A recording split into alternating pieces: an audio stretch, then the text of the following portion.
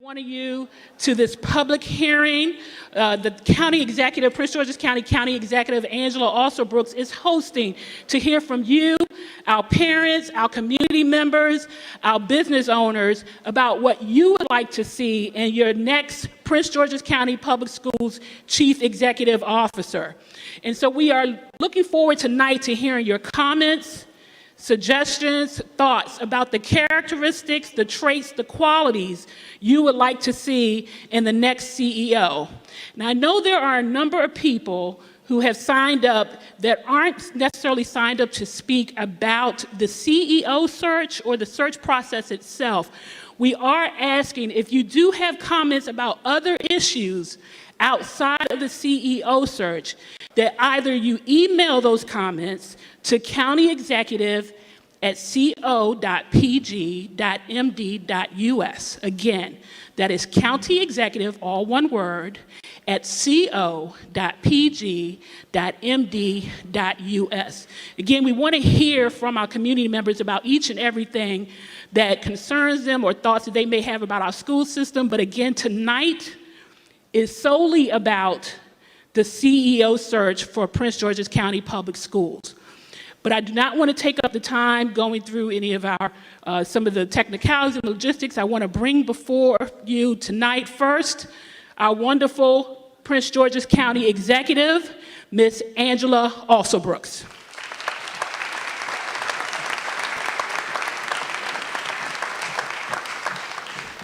Good evening, everyone. I hope you all feel more enthusiastic than that. Can I say it again? Good evening, everyone.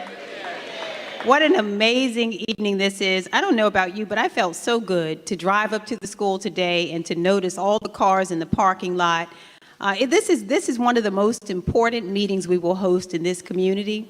And I don't know about you, but I am just so thrilled to have the opportunity to have the conversation tonight. There is nothing more important than the future of our children. Nothing more important than the future of our children. And we are so fortunate to be able to have each of you have input tonight regarding the selection of the person who will lead our school system. Everything that we do on a daily basis is to provide the best possible future for our children and to ensure that they are ready to step into that future and become the leaders that we know they can be.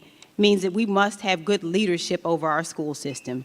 And that leadership starts today. The leader that is going to set the course and play such a large role in how we educate our children and ensure that every child in Prince George's County has access to a first-class education starts with this particular process. You've heard me say it before, and I'll say it again, that education truly is the civil rights issue of our day. And so this decision is so important. And we want to ensure that our children learn in the classroom that is befitting of their dignity and that the leadership reflects it. I know all of you, and I have to tell you, I feel like you do. Dr. Monica Golson is currently serving as interim CEO of our school system, and her term will end on June 30th. So we have to move forward to select a permanent CEO. But before we begin tonight, I have to tell you, I've already heard from you loud and clear. People stopped me over the weekend and said, I'm going to come to that meeting on Monday and don't feel offended by the energy that I bring. But I don't know why in the world you're conducting a search, because we love Dr. Monica Golson.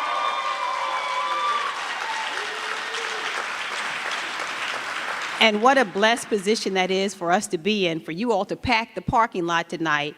Not to tell me that you want to run our interim CEO out of town, but to tell me that you love to keep her really is a blessing. But you know what? In answer to your question, we're doing this because this is what the law requires. That law requires that we must go through this process. It is not a law that I enacted, but I'm here to make sure that we enforce the law and that we do things in decency and order. And so we must get started with our search and selection process. And before we did that, as promised, I told you before we engaged in this selection process that I would come to this community and make sure that you had an opportunity to be heard. And so that is what tonight is about, is coming to each of you to give you an opportunity to be heard, to also give you an opportunity to meet the members of the selection committee, as well as we have 2 representatives here from the search firm that will conduct a nationwide search for candidates. But before we do that, I want to just explain to you the process, the selection process, and how it works in our county. State law, Maryland state law, requires the governor to appoint 3 members to the selection committee, and I want you to know that those 3 members are here tonight. We had the opportunity, and you know that I made it my business to go and visit with the governor before he selected that selection committee to have a discussion with him, and we're very pleased with the 3 members that he appointed. The 3 members are Aretha Bridgewater Sims. Aretha, please raise your hand. Hallie Williams. Hallie is here. And Brigadier General Warner Sumter is here as well. I want to thank him for his presence. Now, I'm sure that as many of you know, Aretha has spent more than 40 years working in the education field. She's been a teacher, a vice principal, principal, and a regional superintendent during her time in our school. She is extremely committed to Prince George's County and its children, and I want to thank you so much, Aretha, for agreeing to be on the selection committee. We also have, thank you, Hallie Williams, who is a parent of children in our school system.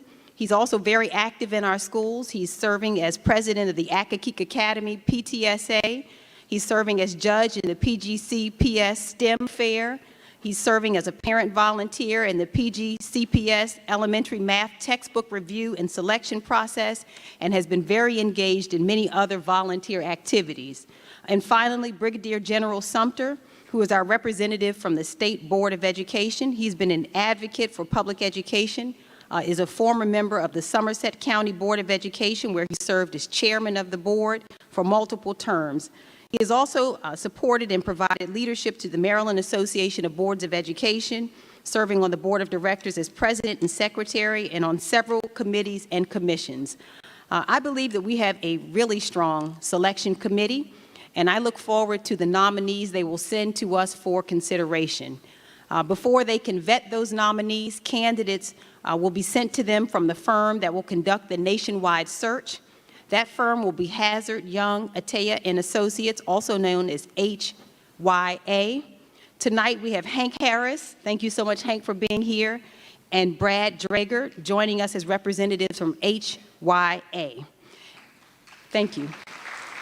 Now that you've met the selection committee and the search firm, I'd like to talk to you a bit about how this process will work for us.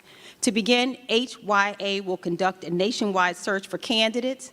Once that is done, they will send 6 to 7 candidates to the selection committee. And from there, the selection committee will conduct interviews and send 3 candidates for me to consider. As I interview each of the candidates, I will keep all of your thoughts and concerns in mind, while also seeking the opinions of our county council, members of the county state delegation, Board of Education, our labor partners, and all others who have a vested stake in this particular selection. It is so important to me that this process is inclusive and that it allows everyone who has a stake in our school system and everyone who is involved with funding our schools to have a voice in the process. Once all of that has taken place, I will make my decision and send that name to the Board of Education. From there, the board will negotiate a contract with our selection and then send a letter to the state superintendent, Dr. Karen Salmon, notifying her of the appointment. Dr. Salmon will then make the final approval for our selection. Now, I know I've heard already from some of you that you're concerned that the final approval has to come from the state. Especially those of you who feel that there's already a lot of state involvement in this process, and trust me, there is. But final approval from Dr. Salmon is something that every jurisdiction in our state is required to have. And so Prince George's County is not unusual in that regard. This happens in every single instance throughout the state. So this is the process that we have outlined. It is one, of course, as I have described to you, and it's important that you understand this is all mandated by law. And what we're doing in this instance, and I have already told you we're going to do it in every single instance, we will follow the process. We will do everything in decency and good order and with transparency. This is a transparent process. It's very important that you understand each aspect of it. and that your engagement is important to us. I'm interested and excited to hear from all of you tonight. I want to thank you so much for taking the time out to come tonight to make your thoughts and concerns known to each of us. It's so important, and I'm just really excited about this process. And I have to just say, I'm just glad that it's getting started. And after this process is done, we can move forward with the selection of our permanent CEO and continue.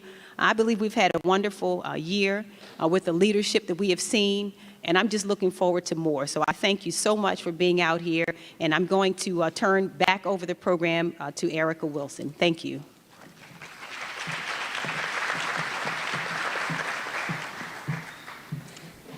Thank you, Ms. Alsobrooks. I neglected in my welcome to identify and acknowledge our elected officials who are here this evening. When I call your name, if you could please stand. We have from District 5, Councilwoman Jolene Ivey. At-large Councilman Calvin Hawkins. From Legislative District 24, Senator Joanne Benson.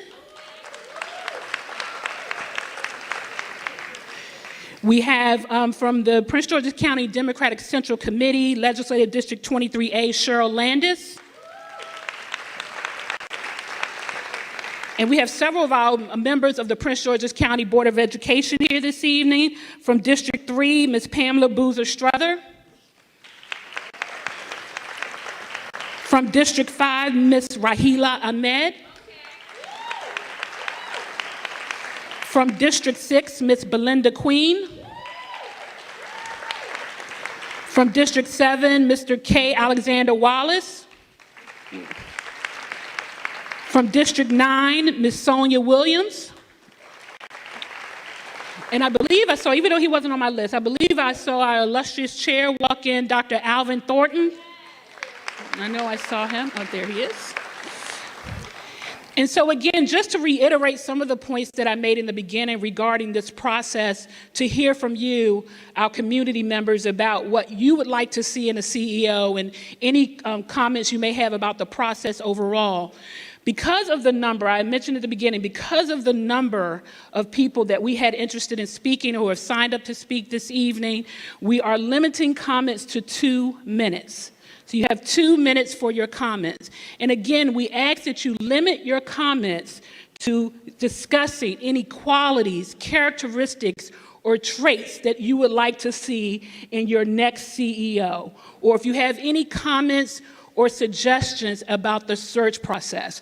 That is why we're here this evening. We want to make sure that we respect everyone's time and that people are here to hear from you about what you would like to see in the next CEO. So with that, I would like to call our first speaker to the mic, and we do have 2 mics, one here and one over there. Our first speaker is Senator Joanne Benson.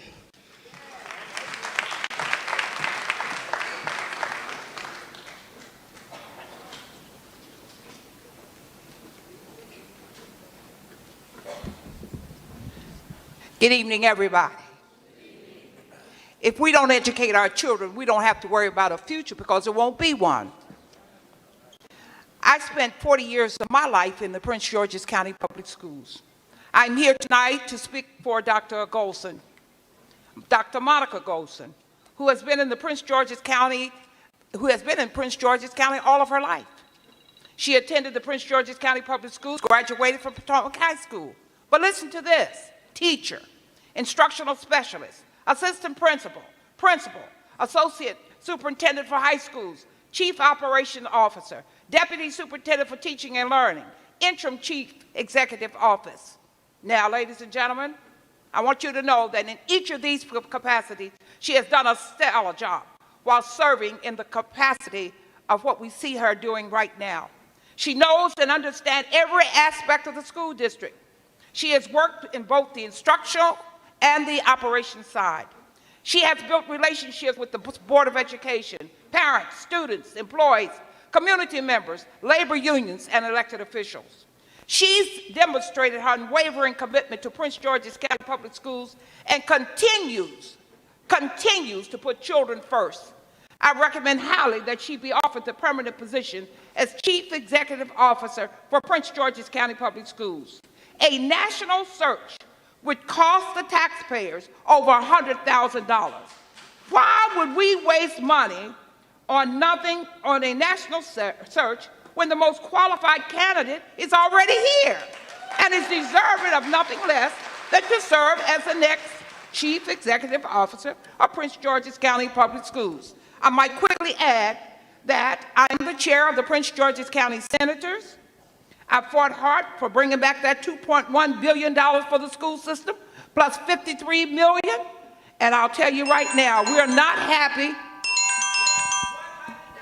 $100,000 for a search for a superintendent. Thank you.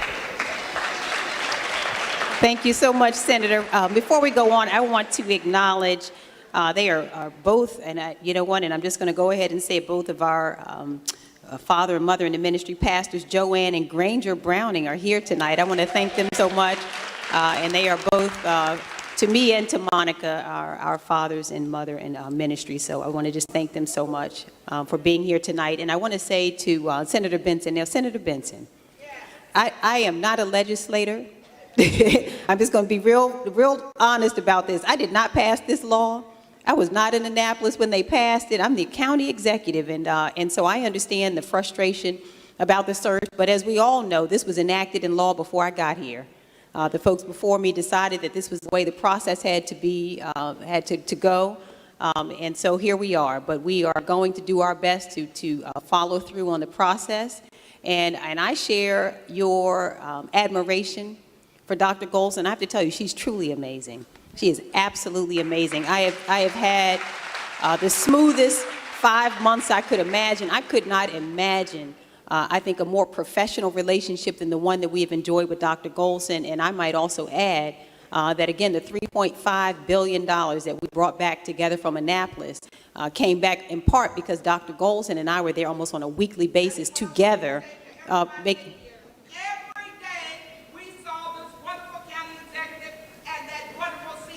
Together. Yes, so we were there together. We were together, so she did an amazing job, and so we are really honored to have her here, and also to have her a part of she's a part of this process. Okay, so that's clear too. So thank you so much, Senator.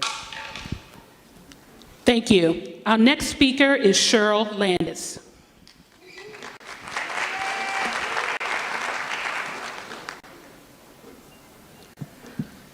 Good evening, everyone. My name is Cheryl Landis, and I'm a proud retiree from Prince George's County Public Schools. I am honored to endorse and highly recommend Dr. Monica Golson for the position of CEO of Prince George's County Public Schools. During my 27-year tenure with the school system, I gained firsthand knowledge of Dr. Golson's advocacy, visionary leadership, and commitment to our students and families.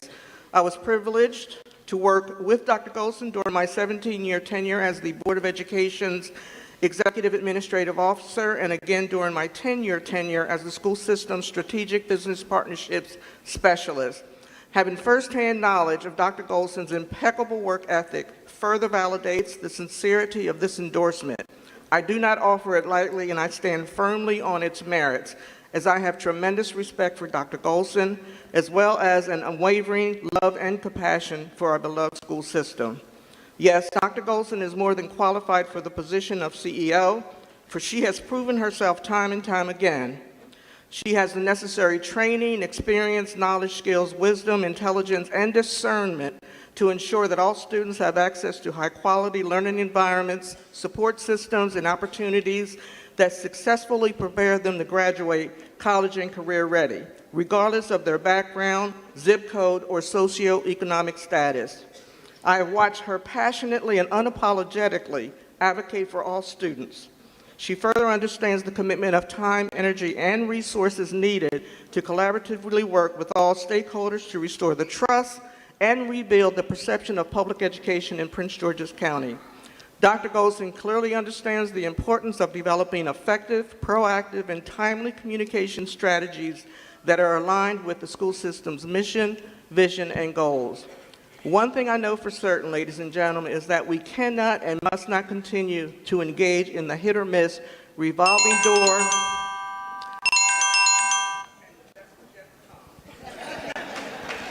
Thank you, Ms. Landis. Next, we have Reverend Joanne Browning from Ebenezer AME.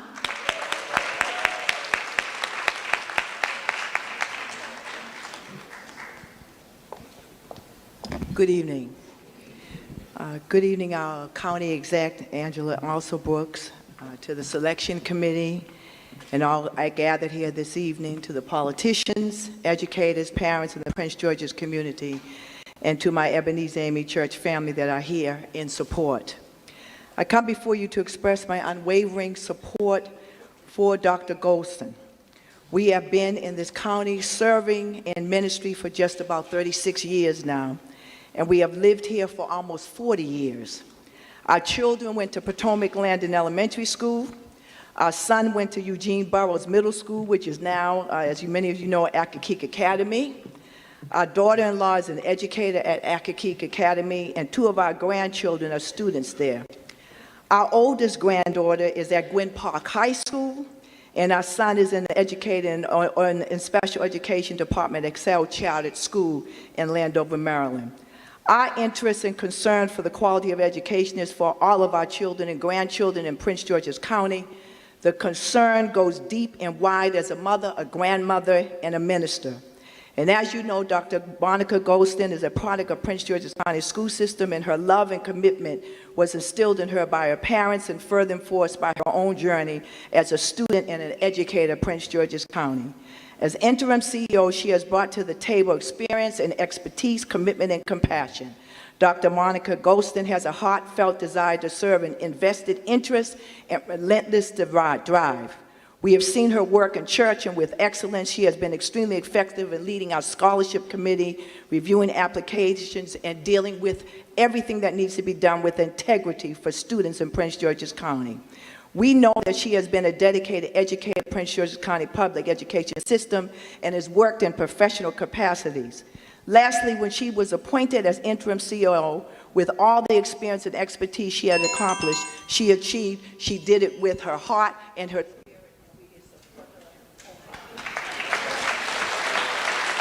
If we can please ask the House Tech to please not cut the mics off. Again, please, we're asking the House techs to not please cut off the man mic where the commenters are standing. Thank you so much.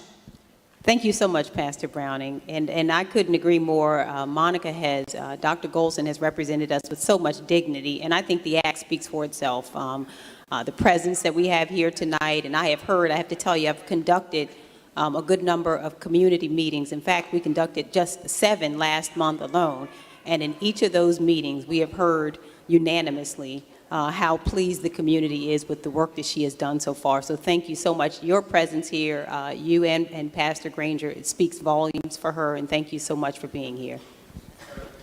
Thank you, Reverend Browning. And our next speaker is Reverend Granger Browning.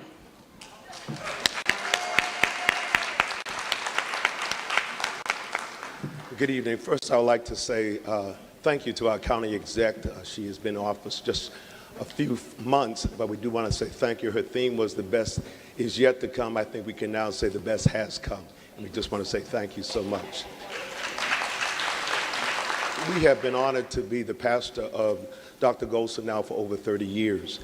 And she has shown not only as a church member, but also as a community resident, her qualifications for this position as a permanent CEO. We come today because, as my wife has shared, 3 of our grandchildren are in Prince George's County schools. And during Christmas and Thanksgiving, it's my job to cook breakfast. And I cook pancakes. And so after I finished cooking pancakes, all the family was asking how it's done, and I told them the ingredients. And then our grandson, Granger IV, who's at Accokeek Academy, said, the reason these pancakes taste so good is because of love. Love makes the difference. And so that's really what I want to talk about Dr. Golson. It's love makes the difference. She loves Prince George's County, and that makes a difference. She loves children, that makes a difference. She loves the faculty, she loves students, she loves the administrators, that makes a difference. And because of her love for the county, because of her love for the school, because of her love for education, the best is going to be coming through her. But we also want to say, as interim, the best has come. God bless you. Thank you, Reverend Browning. Our next speaker is Reverend Tony Lee.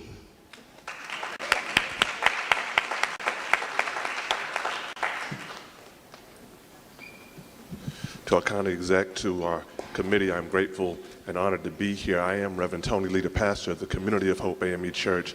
And I used to like you all until you made me come after both Drs. Browning.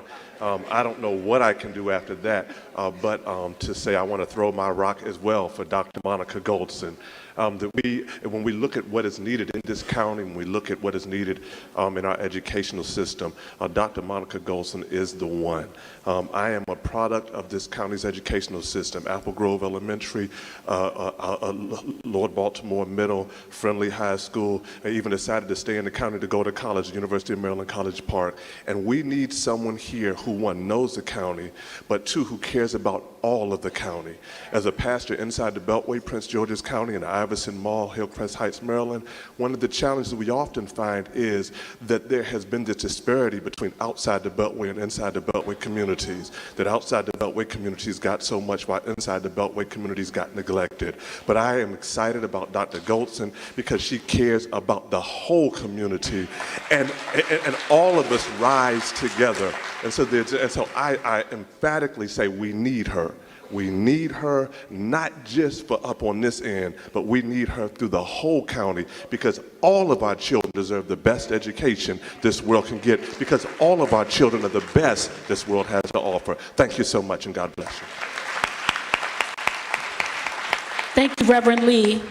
Our next speaker is Mr. James Estep of the Prince George's County Business Roundtable.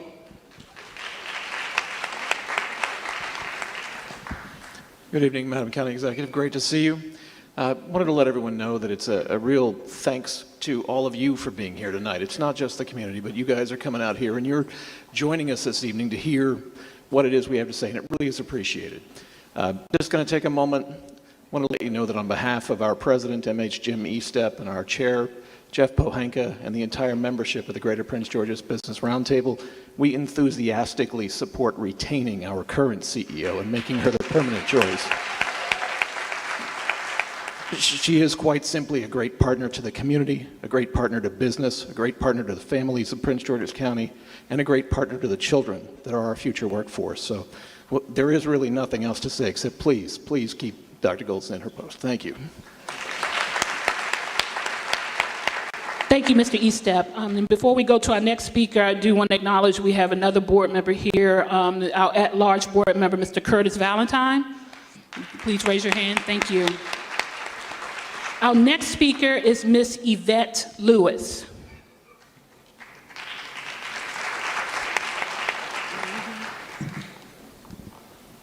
Thank you very much, Madam County Executive and members of the panel. My remarks will be brief. I am a resident of Prince George's County and a lifelong educator. I have conducted workshops for teachers and have been an artist in residence in the Prince George's County schools. And I know firsthand that the reality of the Prince George's County schools is far superior and nowhere near the false perception. But today I'm here as a member of the community and joined by the president of my homeowners association. I don't have children enrolled in the schools, but I do have an interest in the children in the schools and in their well-being. I have been heartened and encouraged by what I see under Dr. Goldson's leadership. I had the pleasure, along with my boss, Senator Chris Van Hollen, of spending the morning of the first day of school with her, and I could sense then that she was going to bring a new spirit to the job, a level of competence enhanced by an understanding of our children that was born of many years. She knows Prince George's County as a student, a parent with children enrolled in the schools, and as an educator. There is no better trifecta than that. I'm excited to see what we can achieve under her leadership. It is imperative that her vision is realized and her work with our children continues. We will all benefit. Thank you. Thank you, Ms. Lewis. I also wanted to acknowledge Ms. Eve Schuman from Chris Van Hollen's office. Ms. Schuman, if you're here, thank you. Our next speaker, and I will try my best with all the names this evening, but please, I apologize in advance. Mr. Rocky Takapu, or Takapu? Okay. Our next speaker is Ms. Rebecca Weidman.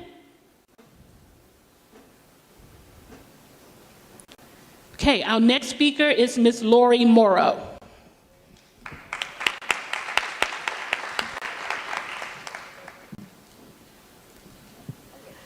Good evening, and thank you for this opportunity tonight. My name is Lori Morrow. I am my 11th year as a PGCPS parent, still at Tulip Grove Elementary in Bowie. I'm also active with the Prince George's County Advocates for Better Schools and have been working with PGCEA as a parent organizer since August. I've been very pleased with the job that Dr. Goldson has done this year, but whether it is Dr. Goldson or someone else, I want to ensure that the permanent PGCPS CEO deserves the legitimacy that comes from selection through this open and transparent process. Above all else, the CEO needs to have the trust and respect of our community. I ask that our CEO of the Prince George's County Public School System be someone that puts children in classrooms first, supports educators and staff, including continued efforts to restore fair compensation, supports parent community involvement, and ensures that all school leaders do as well, works to improve all neighborhood schools, is transparent when issues arise, and is accessible and responsive to the community. I believe that Dr. Goldson fits that bill this year, and hope that we can have some consistency as we move forward in PGCPS. Thank you. Thank you, Ms. Morrow. Our next speaker is Ms. Stacy Gatlin. Ms. Gatlin. Okay.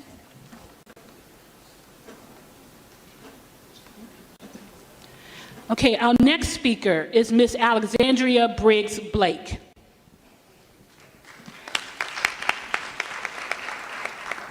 Good evening. Thank you so much. My name is Alexandria Briggs Blake. I wear many hats and been around advocating for children in Prince George's County and national and state levels for 25 plus years. I've seen quite a few PGCPS superintendents over the years come and go. Most of them were good. And for the record, I think we should revert back to superintendent instead of CEO. It takes a strong, almost superhuman, to be the superintendent responsible for managing and overseeing the 209 schools in Prince George's County. And much about the position itself is dysfunctional. Our next superintendent must have a proven track record of success in a diverse school district such as PGCPS, possess clear working knowledge of various core competencies of a superintendent, instructional, managerial, financial, legal, personal, and have the ability to establish baselines to align these core competencies. I recently had dinner with some teachers, and I've spoken with elected officials, principals before this evening, just to find some of their top issues. Disciplinary problems from students in the classrooms, major concerns about students being unable to grasp the Common Core, the need for better human resources, including mental health professionals in the classrooms and teacher assistants, and more guidance counselors. Many students are concerned that they will not be college ready when they leave PGCPS. Teachers and staffs are being put on administrative leave too quickly. As a result, unplanned long-term superintendents and teachers are expected to resume the teacher duties, which is unrealistic. A superintendent, a great superintendent, is not afraid to stand alone at times, take risks, make commitment, think outside of the box, and set boldly goals. I would just like to add at the end that I too feel that Dr. Goldson is doing a great job. In closing, I feel the superintendent must provide our teachers with their step pay increase. It is imperative that we attract and retain highly qualified teachers and ensure they are included in the decision-making process. Student success, their future depends on it, and a conducive environment to learning. So we need to make sure we pay them more. Thank you. Thank you. One other item to note, and I apologize for not noting this in the beginning, we will have a survey that we will be sharing with the community. We hope to have that survey link provided to you no later than Friday. So I ask that you visit the PGCPS website as well as the county executive's website for that link. HYA will be conducting a survey to get additional input from our community members who cannot be here this evening, or if you have additional thoughts that you want to share, we will be conducting a survey for that. Just so we can kind of speed the hearing up, I'm going to call a couple of names in series so that we can already have you approach the mic, and that you can already be near the mic when your turn has been called. The next three speakers we have are Ms. Tanya Sweat, Ms. Dolores Millhouse, and Mr. Noah Millhouse. So Ms. Tanya Sweat. Good evening. Thank you for holding this public hearing. I am a proud parent of 2 PGCPS students and the president of the PTSA of the Oxon Hill High School Clippers Incorporated. In addition to my children being enrolled in PGCPS, I have served 2 years, or I served, 2 years as a substitute teacher in the school system and as a parent leader for an additional 2. My comments this evening are based on these experiences. In summary, PGCPS parents are tired of our public school system being ranked 25th out of 26 in the state of Maryland. From my observations, PGCPS requires a systemic overhaul, and that will require a revolutionary, courageous, and daring leader. The next PGCPS CEO must understand the diverse student population and their needs in order to effect positive change. PGCPS also needs a positive change in its organizational culture. Teachers, parents, employees, and students must be sincerely respected and free from retaliation. The next PGCPS CEO must be a 21st century leader, educator, manager, and administrator. He or she must understand and accept that while teachers are experts in instructional design and pedagogy, they are not necessarily qualified to oversee and manage every aspect of the organizational component of PGCPS. In other words, this person must accept that educators are not necessarily qualified to manage contracts or serve as a project manager, a human resource manager, or a financial manager. He or she must recruit and retain subject matter experts who are dedicated to public service and education, as well as hold all PGCPS stakeholders accountable. We need a servant leader who will shield our children from politics and who is willing to support the control, turning the control back over to our community and not leave it in the hands of elected officials who don't have students enrolled in our school system. In close, I am concerned that the selection process could have been more transparent to our community. Nevertheless, I appreciate the opportunity to provide my comments and will leave a printed copy for your consideration.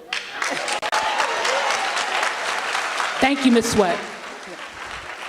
Our next speaker is Ms. Dolores Millhouse. I don't know if I want to follow that. Enough said, drop mic. Good evening. My name is Dolores Millhouse, and I am a parent, as you all see, and a continued advocate here in the school district. My passion and love for the school district has been based on my why, which are my children. And Dr. Golson has been one who's thought about loving our children, teaching our children, and truly, truly committing herself to making sure that she continues the education of our children. One of the things that's most important to me as a parent is not just to have an educational curriculum that's out there, but something that's of high quality and that is developmentally appropriate.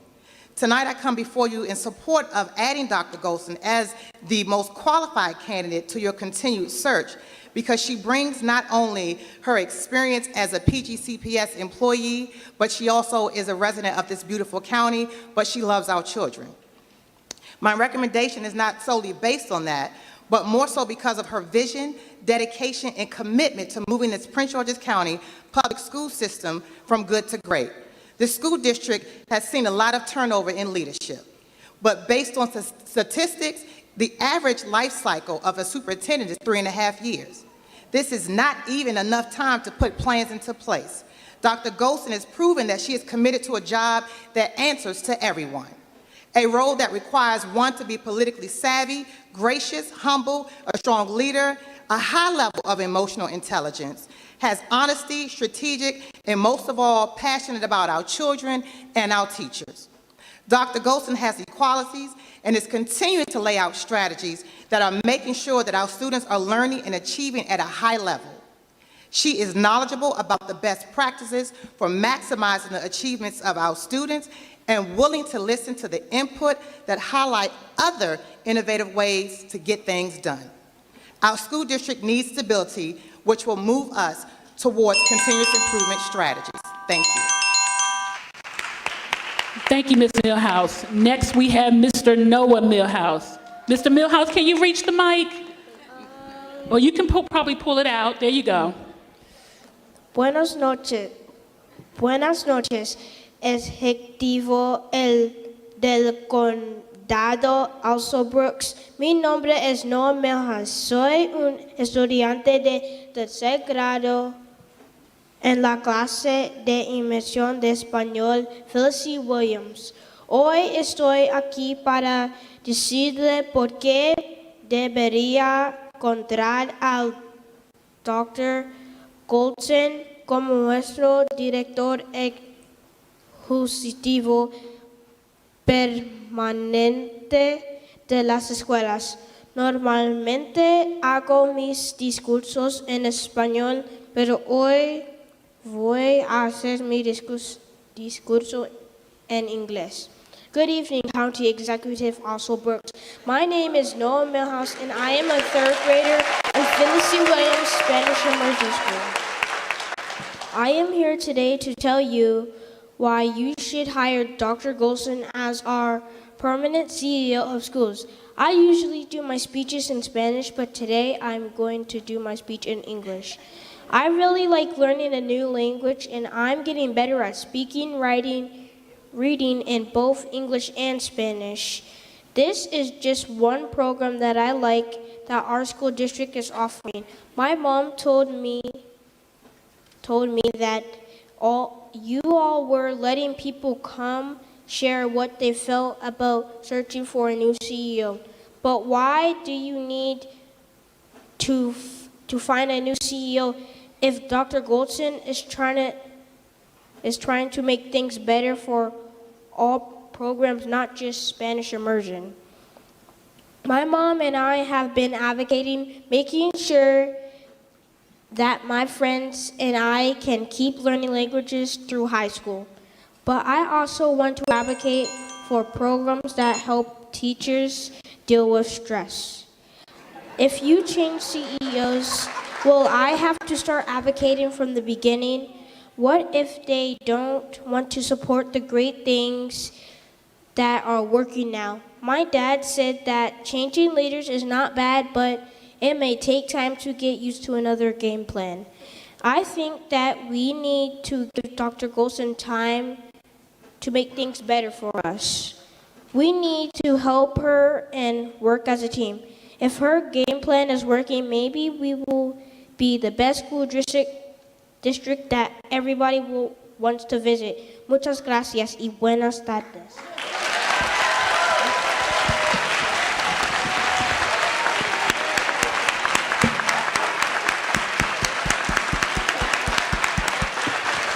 Muchas gracias, Senora Noah. Thank you so much, Noah. We appreciate you so much and so proud of you. So very, very proud of you. Our next three speakers, if you could approach the mic, Ms. Jana Parker, Ms. Pebbles Fryer, and Ms. Linda Thornton Thomas.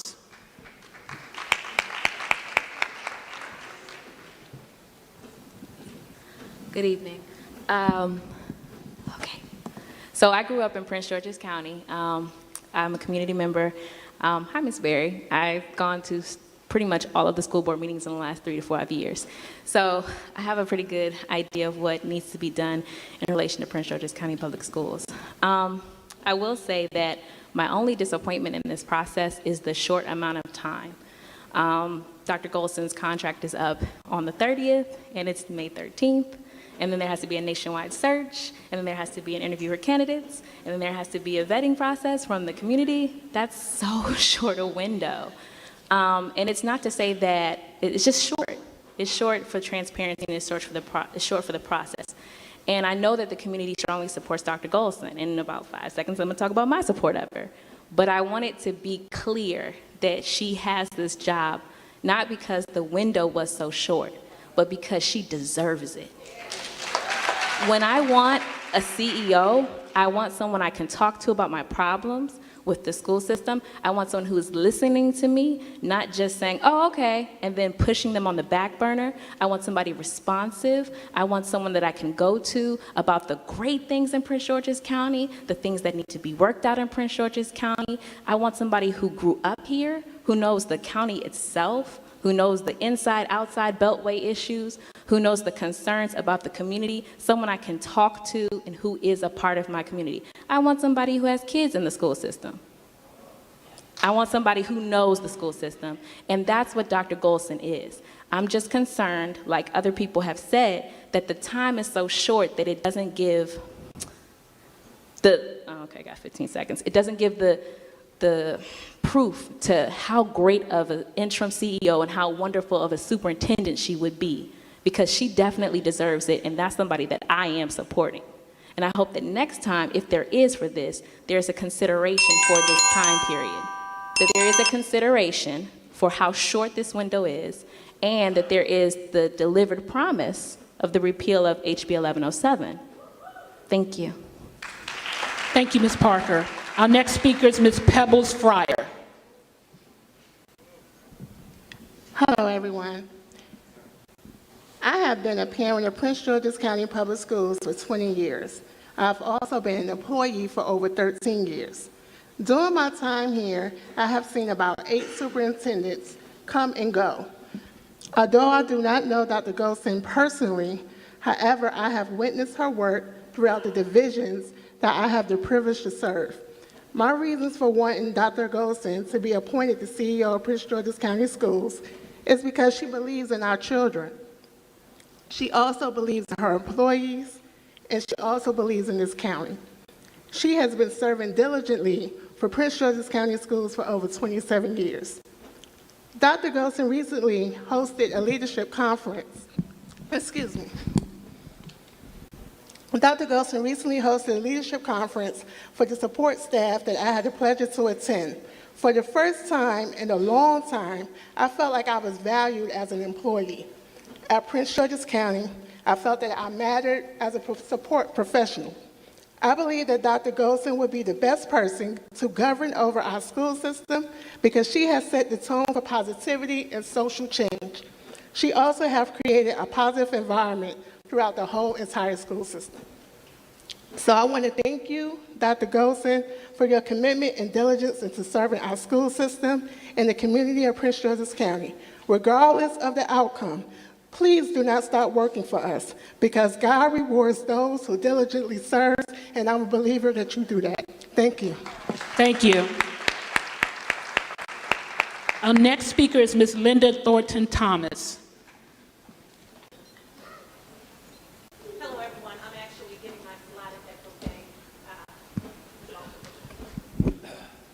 So I want to thank Ms. Thornton Thomas for giving us her slot. My name is Neetha Paul, and I'm here with Michelle Hall, and we're both juvenile public defenders in Prince George's County. And we wanted to share, thank you for this public participation, this opportunity to speak, and we wanted to share that we represent young people in this county every single day who experience the harmful effect of exclusionary discipline in Prince George's County Public Schools. So not just kids who are getting arrested, but kids who are getting suspended every single day for things that there is a more productive response. And we know that from the data, and I'm just going to give some highlights for folks in the room. Even though African American children make up 58% of children in the county, in the school system, they make up 78% of out-of-school suspensions. Even though children with disabilities make up 11% of students in the county, they make up 24% of out-of-school suspensions. And here, our youngest learners, elementary school students, make up over 1 in 4 out-of-school suspensions in the entire state, coming all from our county. So we're here to say that this is a major issue, and whoever is the next leader should certainly address it. I'm going to cede the rest of my time to Ms. Hall. Thank you. And it's very clear to us in our work and also from the data that these violations are routine.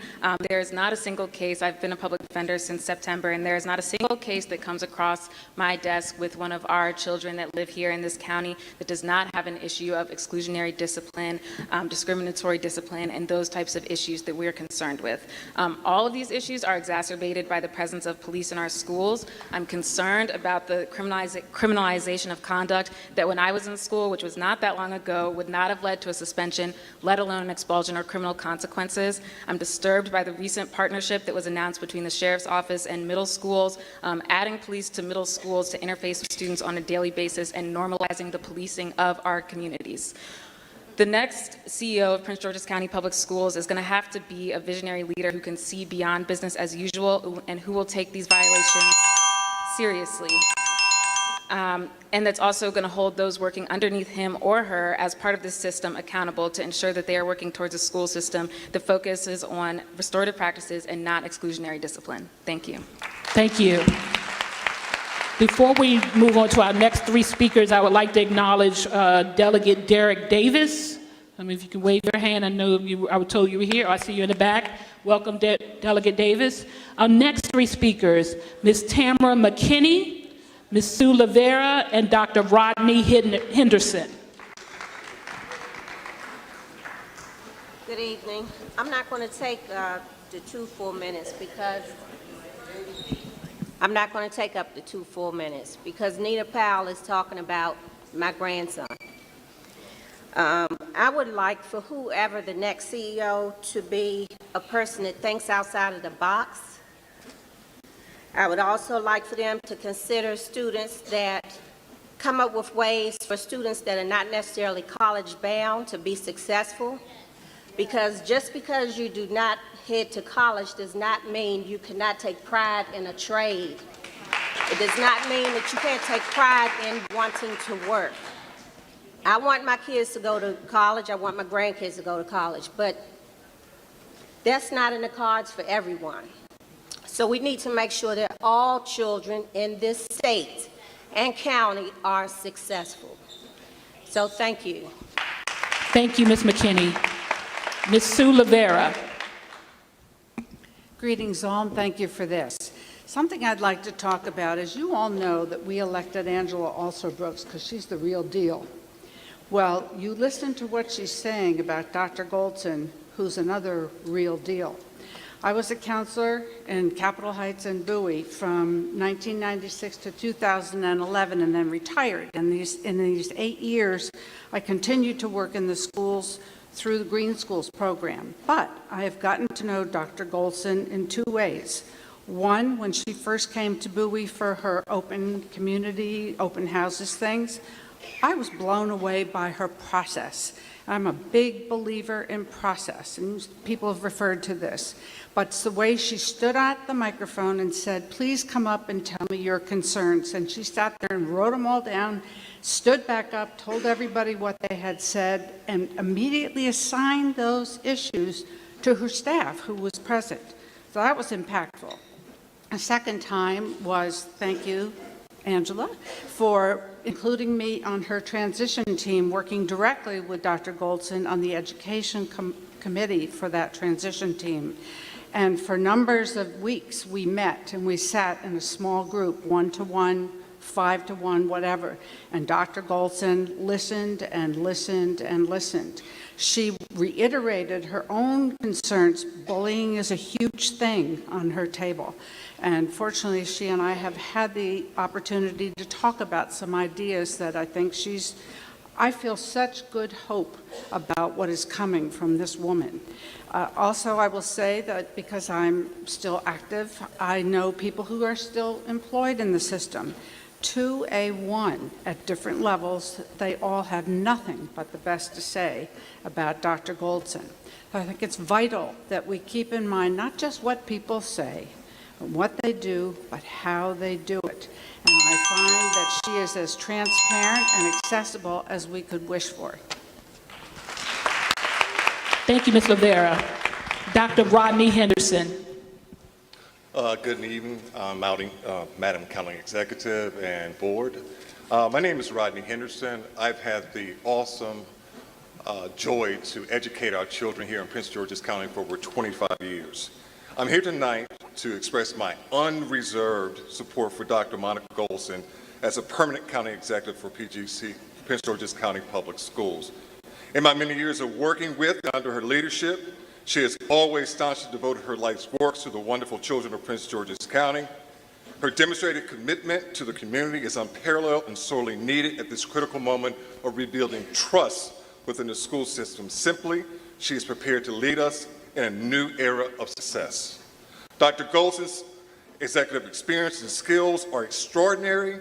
She has seen every aspect of Prince George's County work inside out firsthand. And all of this has overwhelmingly equipped her for the complex job of leading our large, multifaceted school system. Numerous times I've seen her tackle tough issues and take the necessary steps to make improvements that in many cases were long overdue, and the district experienced the positive impacts of her tough decisions. Without hesitation, she has taken on a leadership role in challenging times for a district, but all the while remaining honest, open, transparent, and accessible, all of which have become her calling cards. From her teacher roots to her lead role in the district, she has never lost sight of the focus of educating and providing the best experiences for our students.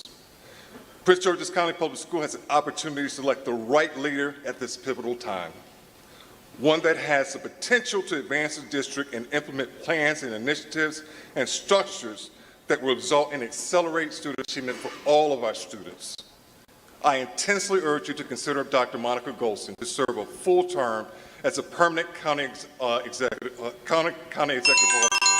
She's a right person to bestow the honor and continue revitalizing in our school system and build upon the accomplishments that she's already started. Thank you, Dr. Henderson. I'd like to take this moment to recognize Delegate Alonzo Washington from Legislative District 22. Delegate Washington, thank you for coming. Our next three speakers are Dr. Nicole Crumler-Abubaker, Leland Burton, and Julia Baltimore. If you could please approach the mic. As they do, I think Dr. Henderson left. I wanted to thank him. 25 years is no short amount of time. So I want to thank you, Dr. Henderson, for your commitment. And thank all of our educators who have taken time out to come tonight and to speak with us. We appreciate it so much. Sue Lavera, I met in her classroom. She didn't say so, but over 20 years ago when I went to volunteer. And she's been involved over all of these years. So thank you so much as well, Sue. Yes, ma'am. Okay. Good evening. I come to you this evening representing many faces of Prince George's County. I'm a native Prince Georgian who matriculated through and graduated from Prince George's County Public Schools. I currently work as an elementary principal here in the school district. Moreover, I am a parent of 5 children who currently attend various schools within this school district. So I feel like I have a profound perspective on the importance and criticalness of why we need a dynamic leader in our school system. But what we do not need is a leader that will come into our district and use it as a footstool for their next professional or political agenda, but someone who is vested in the best interest of our students and the community that we serve here at Prince George's County. I believe we have found that person right in our backyard, Dr. Monica Goldson. She is a homegrown powerhouse, a product of this community, a graduate of the school district, and an inspiration to everyone she encounters. In the last 10 months, Dr. Goldson has been impactful to our school district with providing the basic building blocks of high-performing school system. This has been done through initiatives that increase academic achievement and improved grading accountability standards. She has inaugurated the upgrading of school buildings by spearheading the blueprint for Prince George's County Public Schools with the P3 partnership. She has also prioritized safer schools by allocating funding to enhance school safety plans. In addition, there has been a push for compensation, restoration, and an increase in staff salaries. Dr. Golson has relaunched an Adopt a School program which will strengthen community partnerships. Moreover, Dr. Golson's #1 goal has been to be transparent in the community by engaging, listening, and conversing with her community members, employees, and parents in both structured and unstructured settings to hear their needs and create action plans to address them. Dr. Golson has devoted her professional life to Prince George's County Public School. She represents us, the hardworking mothers, the dream-filled parents, the motivated teachers, the loyal principals, and the involved community partners. Dr. Golson is a reflection of most everyone that resides in Prince George's County and is a true depiction of how we desire to shape our children. She is grounded and led by high morals, future-focused, and puts the students of Prince George's County first. Thank you. Thank you. Ms. Baltimore.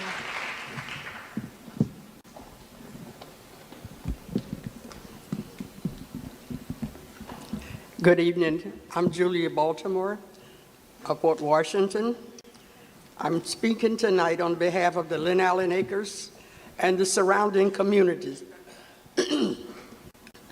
We come tonight to cast our lot for Dr. Golson. We have known her to help with communication to citizens, communities. We have known her to be appreciative and make smooth communication with the Board of Education. She communicates well, and she is very skilled. She comes through the ranks of the school in Prince George's County as a student, as a teacher, and as a principal. She knows what's on the inside and knows how to perform. She has the professional skills to do the job. I recommend, and the citizens of the community recommend, that you consider Dr. Golson our next CEO. Thank you. Thank you, Ms. Baltimore. Our next three speakers, if you could please approach the microphone, Mr. Rodney Pegram, Ms. Doris Reed, and Mr. Maxwell eBay. Good evening. I'm Leland Burton. I'm sorry, Mr. Burton. I apologize. That's fine. Again, I'm Leland Burton. This is Leland Burton II. I, though not here in Prince George's County, I have held every position in a school from custodian to principal. I participated on, thank you. I participated in this process, though not here in the county. And I came here today to talk about the process itself. The good gentlemen from Hazard are going to present a lot of great resumes from some fantastic candidates from across the country. And they're going to be fantastic. And what happens, and what I've seen happen when I went through the process was I saw that some very, very well qualified internal candidates were not given a fair shake. The Bible says that a prophet has no honor in his homeland. We get so used to seeing someone doing their job and doing their job well. That's what we expect of them. But we see a fantastic resume from someone who we don't know. And we think what's new is good, what's new is better. And it's not always so. That being said, I want to speak directly to the selection committee. And as you go through your process, really keep that in mind, that you know what the superintendent cycle is. You know, they come in that first year and they try to familiarize themselves with the system. The good ones do. Before they start making changes, they want to know what's going on. And then the second year, they start a reorganization. And then the third year, they get into that form. That's 3 years. Now, this little guy here is in the kindergarten. And I get a gigantic tax bill every year. And I don't want to wait 3 years. I don't know how that comes across, but that's just how I feel, all right? When I went through the process, I represented a very specific group of people on that panel, but today, I only represent him. This is who I represent. And Dr. Golson, I'm really excited to hear how many people are coming out in support of Dr. Golson, because it makes me feel better about my position on the process and really taking a look at those internal candidates. And Dr. Golson having been in the seat and doing the job, she doesn't have to go through that 3-year curve. She has a bit of a head start. So I wish you all well. I'm sure you all will do a good job. It's going to be a tough job. And whatever you all do, somebody's going to be mad at you. Thank you, Mr. Burton. So Mr. Rodney Pegram, Ms. Doris Reed, and Mr. Maxwell Ebay. So Ms. Doris Reed, Executive Director of the Association of Supervisory and Administrative School Personnel. Good evening. Before you start the timer, I'd just like to clarify one thing. When I registered to speak, I was told I would have 3 minutes, but I'll make it in the 2 minutes. Thank you, Ms. Reed. Okay.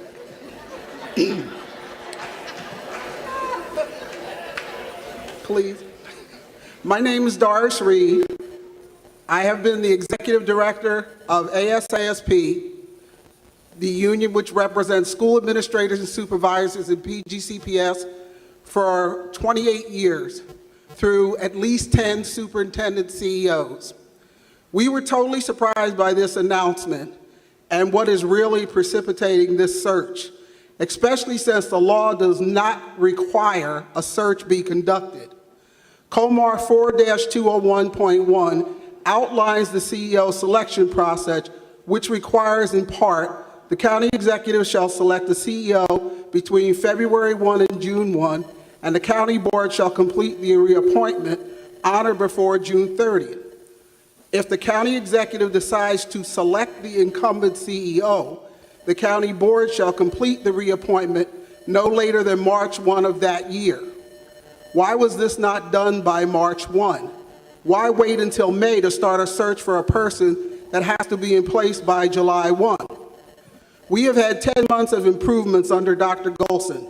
No constant scandals in the media, little to no labor unrest, no tug of war between the current interim CEO and members of the Board of Education, improved morale among employees, central office reorganization saving $2.4 million, a task force to help restore employee salaries, apprenticeship program, and more. So how can it be that a change in leadership is being sought? What was broken by the previous CEO is now being mended, and yet it seems you're about to break things all over again. It appears this meeting is no more than a solution searching for a problem. We deserve some consistency of leadership, and right now we have that with Dr. Golson. The members of this union are dedicated professionals who are committed to Prince George's County. We are hopeful that the elected leadership of this county values that dedication by listening to their voices. After all, those who lead will need the support and the allegiance of those who follow. That confidence and allegiance has been earned by your current interim CEO, Dr. Monica Golson. Thank you. Thank you, Ms. Reed. So I want to thank you, Ms. Reed, for those comments. I do want to clarify a couple of things. The first thing is that this process is absolutely required by law. We would not have undergone this process if it were not necessary. And then the other thing is the critical distinction is how the word incumbent is defined. And we did take the time to make sure that we discussed this with the county attorneys to make sure that we were on solid footing. But according to the legal definition of incumbent, it cannot be an interim CEO. That is not how incumbent. So that was the critical difference. Is that I agree with you that if this person were an incumbent, we could have just reinstated her, but we cannot reinstate a person who is interim. That was the distinction. But thank you so much for your comment. Mr. Maxwell Ebay. My name is Maxwell Ebay.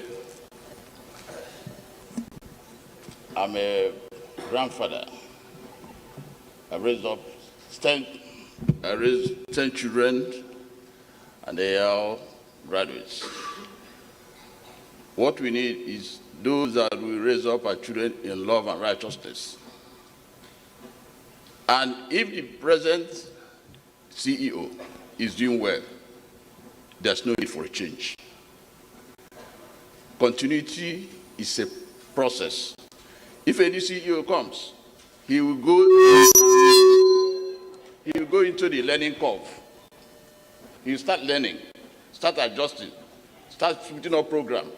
Days are flying.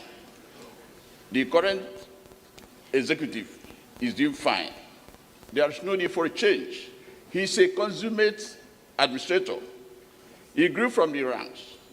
She knows the ins and outs of the county. He's a mother, a mentor.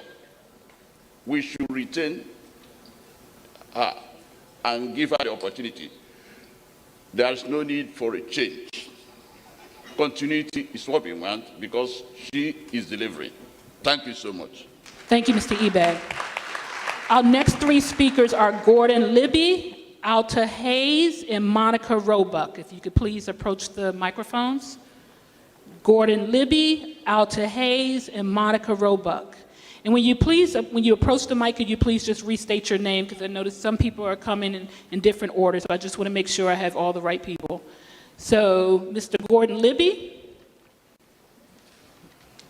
Good evening. My name is Gordon Libby. I have been an educator in Prince George's County Public Schools for 30 years. I've been a principal in the school district for 20 years.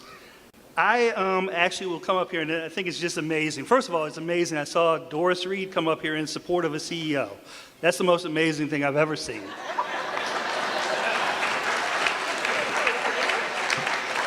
I think the second most amazing thing that I've seen this evening, which I've never seen before, is that every speaker has come up here in support of Dr. Golson. And I know why. So I can share a different perspective. I actually hired Dr. Golson as an assistant principal who worked with me at Frederick Douglass High School in the early 2000s. And I was super impressed when I interviewed her. And it didn't take long for me to decide that she was the right person for the position. And I got a chance to work with her for 2 years. And I never saw a more dedicated educator, a more caring educator, someone who, and I normally don't become friends with folks who work with me, but she became my friend. We have some shared history. I'm also a graduate of Potomac High School. And so we have stories that we share. She's a little younger than me. She'd probably say it's a little more than that. But she brings to the table everything that you've heard from these folks, I saw firsthand. Every single day. Wasn't a parent concern that she couldn't address. Wasn't a student issue that she wouldn't take the time to sit down with those young people and find out what their concerns were and figure out a way to fix it. She is a caring educator, and I can say this because someone else mentioned this, so this is absolutely right. I've been here a number of years. I've seen all these different CEOs, superintendents come through. I always wondered, did anybody ever Google these folks before they hired them? You can Google Monica Golson, you're not going to find anything except excellent educator. So I'm here to speak for myself and my high school principal colleagues, and that we support Dr. Monica Golson as the next CEO for Prince George's County Public Schools. Thank you, Mr. Libby.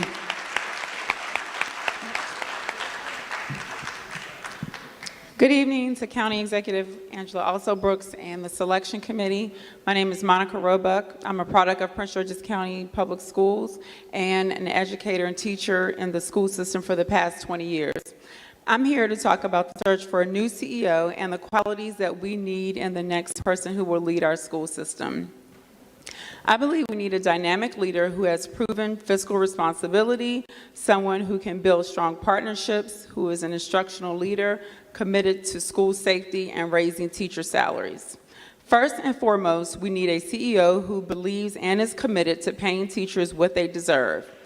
Prince George's County teachers are 4 years behind on the pay scale, and we need someone who will restore teachers to their correct step.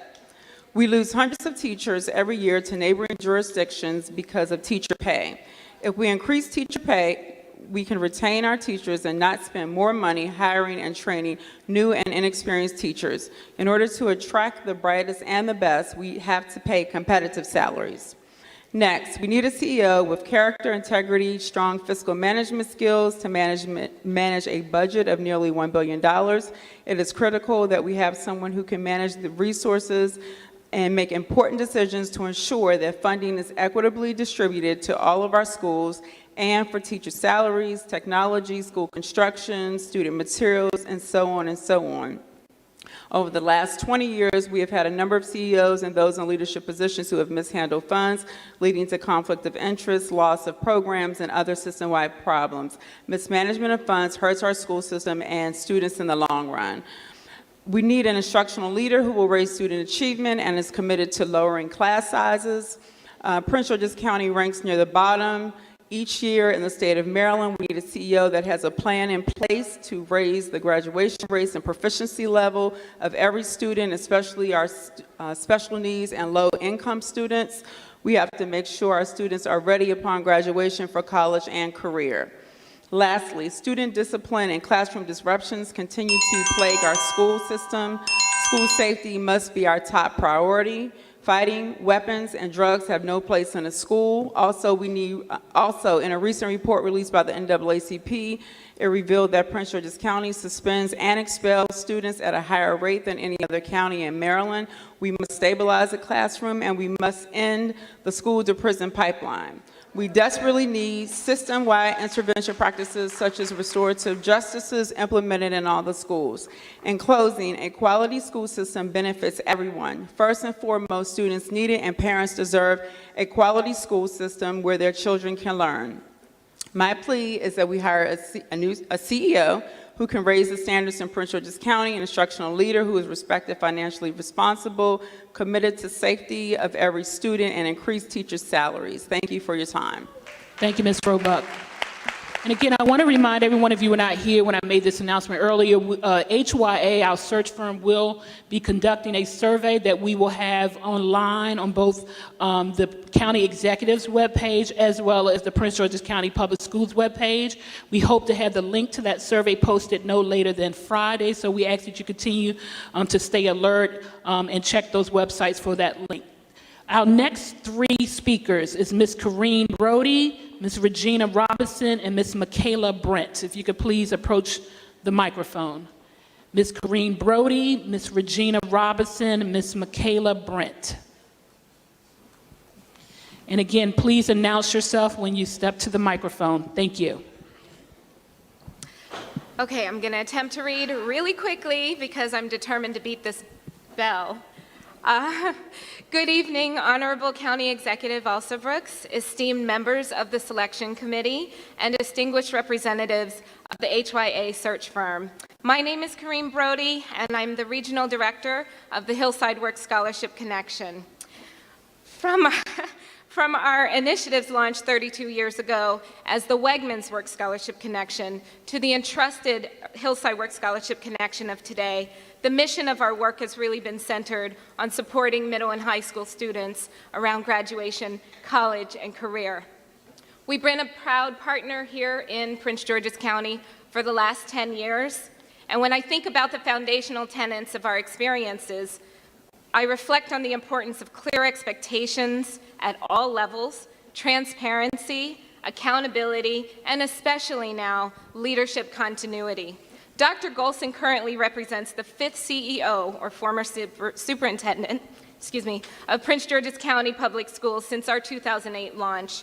As I'm sure you are aware, such frequent change of leadership, particularly in the second largest education system in Maryland, 18th nationally, leaves little time for our staff, our students, and our families, some of which are here tonight, to adjust to new leadership, adopt to their educational vision, and work together towards common goals in student development and achievement. In just the short time that Dr. Golson has served as interim CEO, she's responded to the call for increased transparency and accountability, and this is evident in the proactive and often frequent communications from the school system, which balance a conveyance of both positive news, in which we can all celebrate, as well as transparently those areas that need further improvement. Having also served with Dr. Golson on the nonprofit Prince George's County Governing Board, I appreciate the manner in which she engages with and informs the community on her advocacy in everything from school facilities improvement to adopting schools for partnerships and other such important issues which impact student achievement. I found Dr. Golson's longevity of service in the system through various roles from local school leadership to senior administration, leveraged in her thorough knowledge of intricate systemic ebbs and flows, which often best support strategies and solutions. So it is for these reasons that I am a strong advocate of Dr. Golson, and I'll just leave with a quote. "A river cuts through a rock, not because of its power, but because of its persistence." I strongly believe that Dr. Golson's persistence, dedication, and achievement is why we should select her as a permanent CEO. Thank you. Thank you, Ms. Brody. Ms. Regina Robinson.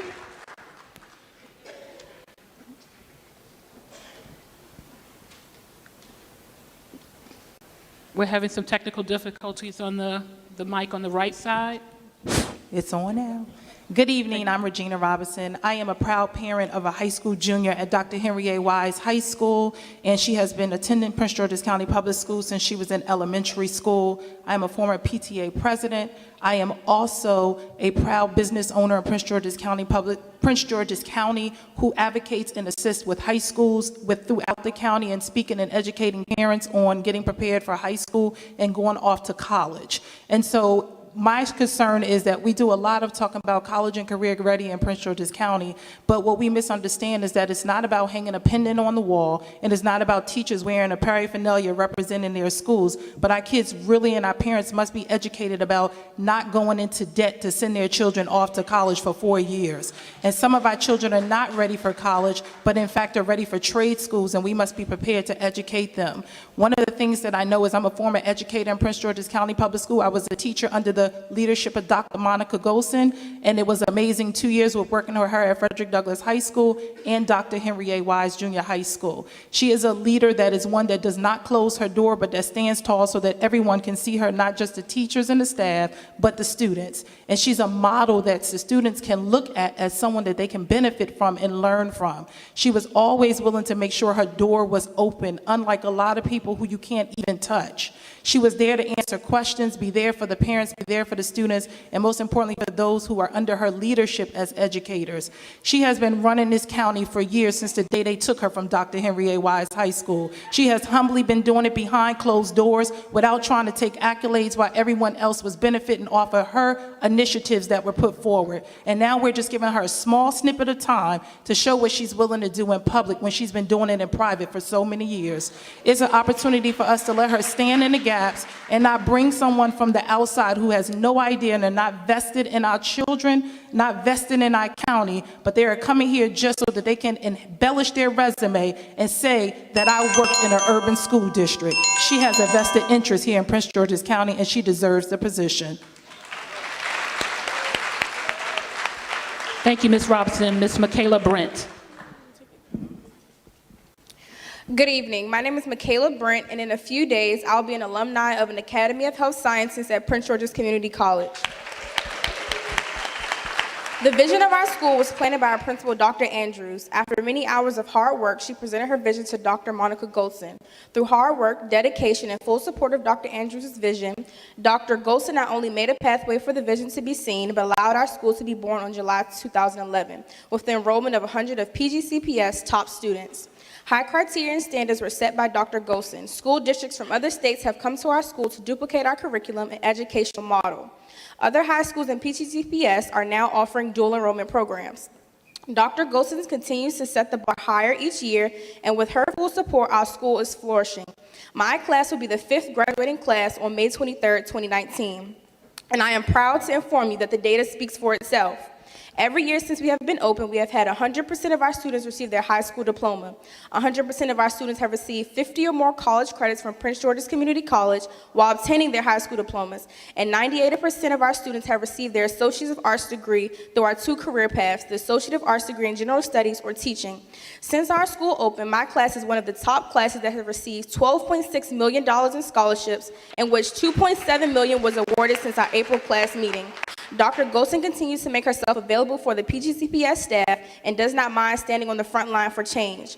Dr. Golson continues to set the bar high not only for my school, but all the schools in Prince George's County because of her willingness to step out on faith, be on the front line, and ensure that all students in PGCPS receive a quality education, that our teachers and employees are supported. The Academy of Health Sciences at PGCC support the decision that Dr. Monica Golson become Prince George's County Public Schools' next CEO. Thank you. Our next three speakers are Mr. Marcus Davis, Ms. Ikena, and I apologize again, Ikena Udejafor, and Fallon Smalls. If you could please approach the mic. Marcus Davis, Ikena Udejafor, and Fallon Smalls.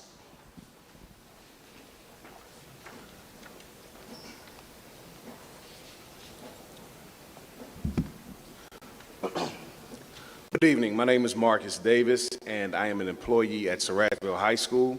I am a parent of a son that goes to Akakita Academy, and I graduated from Suitland High School, Visual Performing Arts. My parents have been residents in Prince George's County since 1976. And like Monica Golson, I'm nervous. I am PGC proud also.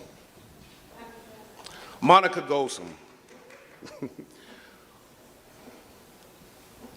We can save some time, we can save some finances, we can save some meetings, some headaches, and we can eradicate unnecessary conversations by simply moving forward and making Monica Golson our permanent CEO of Prince George's County.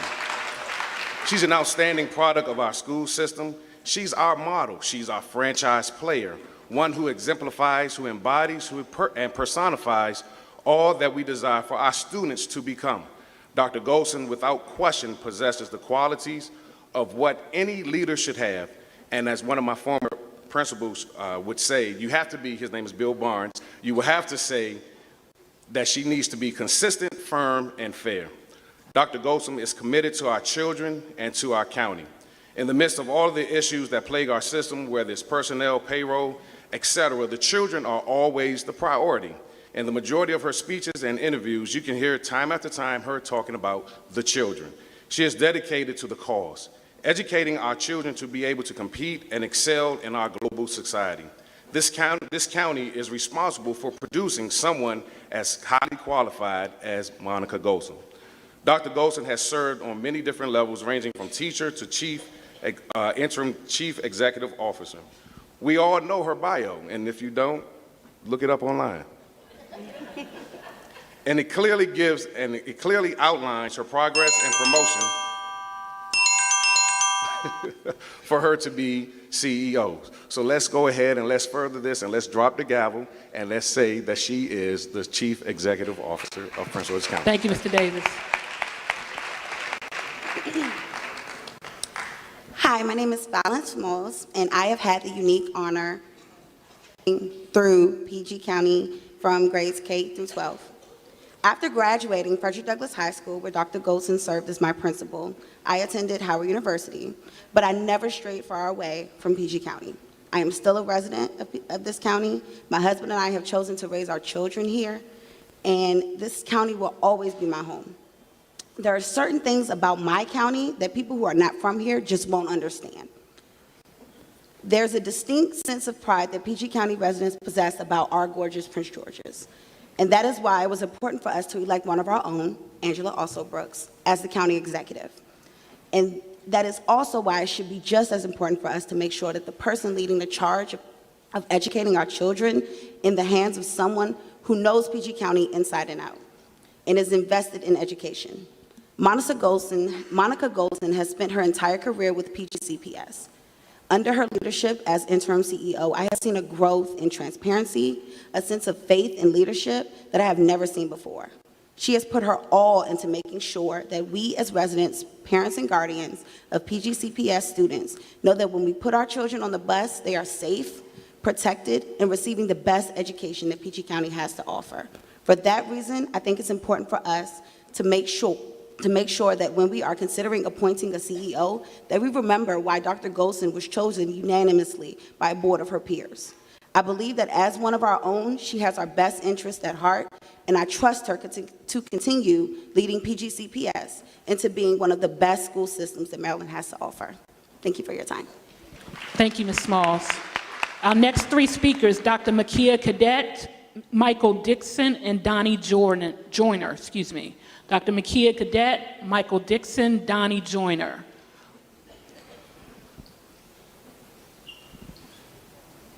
Yeah.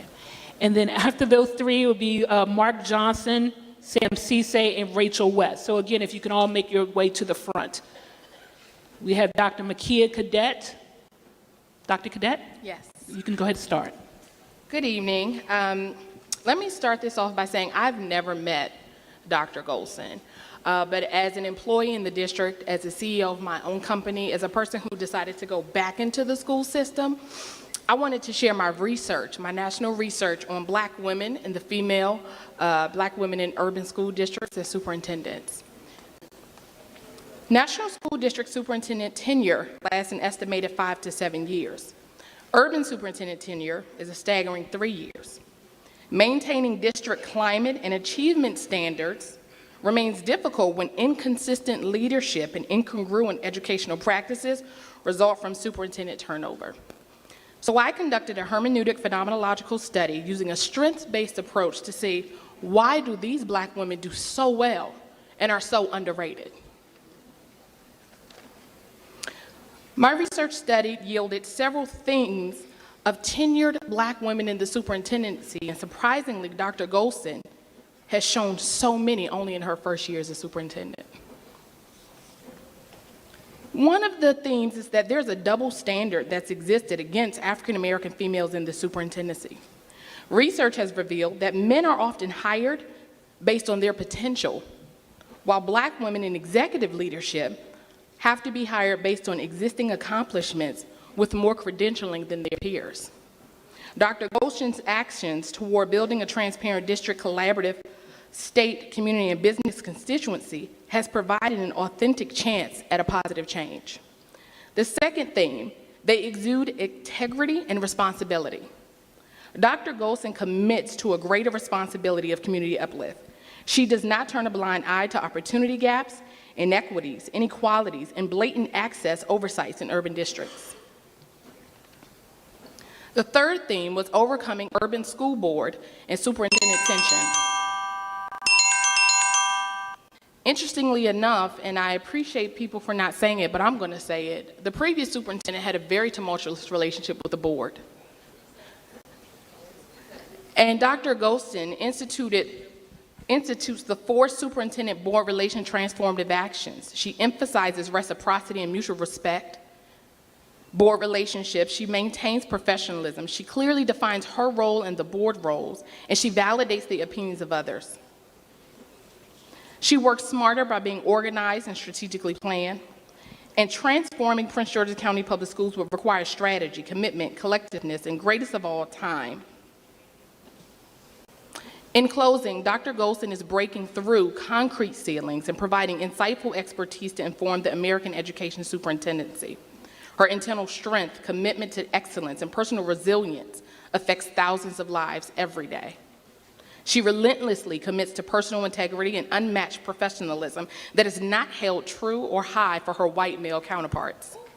Regardless of the district's historical and political oppression, she is on her way to outperforming those counterparts through a meticulous work ethic that leads not only to district longevity, but also career longevity, respect from her peers, and adoration from national organizations like AASA.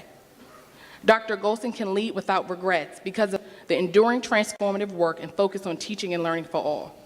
Failure to allow her the opportunity and time to do the necessary work speaks less about her capacity and more about the district and state's intentions towards children and educators of color in Prince George's County Public Schools. Thank you. Thank you. We have Mr. Michael Dixon. Good evening, everyone. My name is Michael Les Dixon. I am a lifelong county resident, associate pastor at Solid Rock Church in Riverdale, Maryland, where we have relationships with a number of schools in the area. And through those relationships, I've become, even though I do not have any children at the school, the president of the Parkdale Panthers PTSA. Thank you. County Executive Also Brooks, last summer or early fall, I met you at a town hall meeting at William Wirt. And I think I was the first one to see you. And when you came in, I asked you, why should I vote for you? I can't remember everything you said at that time, because my real point was, what were you going to do about our school system? What were you going to do about our board, because of the acrimony between it? And I do not even remember the words you said at the time, but you gave me an assurance that you would handle it. And I would first like to thank you for handling it with the people that you've appointed to the board, because it's definitely changed the culture of the board. And as a resident, I just want to thank you. I would also like to go on record that I think we shouldn't have a CEO, we should have a superintendent. But I think that person should have these characteristics. They should be committed to children and experienced in education. They should have a leadership style that facilitates harmony with the elected school board members and the appointees. It should be a person who sees the benefit of parent input and involvement, as well as community partnerships. Someone who knows, appreciates, and understands our community and loves someone who knows, appreciates, understands our community and loves our community. And who will be innovative in helping us overcome the challenges of school overcrowding, teacher pay, and educational outcomes for all of our students. Someone committed to transparency, accountability, and integrity, and someone who can hit the ground running. While I respect the process, I too believe that Dr. Monica Golson has each of these characteristics, and more that others have chronicled, and she has delivered on your assurance to me at William Wirt Middle School, so thank you. Thank you, Mr. Dixon. Again, I want to remind each of our speakers that you have 2 minutes to speak, and we ask that you respect the time of the people who are here waiting to speak. If we go over for every speaker, then we're going to run later and later. So we do ask that you respect the nice little chime from the timer. We will give you a few seconds to wrap up your last sentence or your last thought, but we do want to be respectful of everyone that's here for this hearing. Next, we have Mr. Donnie Joyner. Good evening, everyone. Thank you. First and foremost, I would like to say that I'm first and foremost, I've been a PG County resident for over 9 years, and I'm also serving as a global career development facilitator and a workforce career coach. Whether it's Dr. Golson or the candidate that you all choose, these are some of the attributes and characteristics that I would like the candidate to have.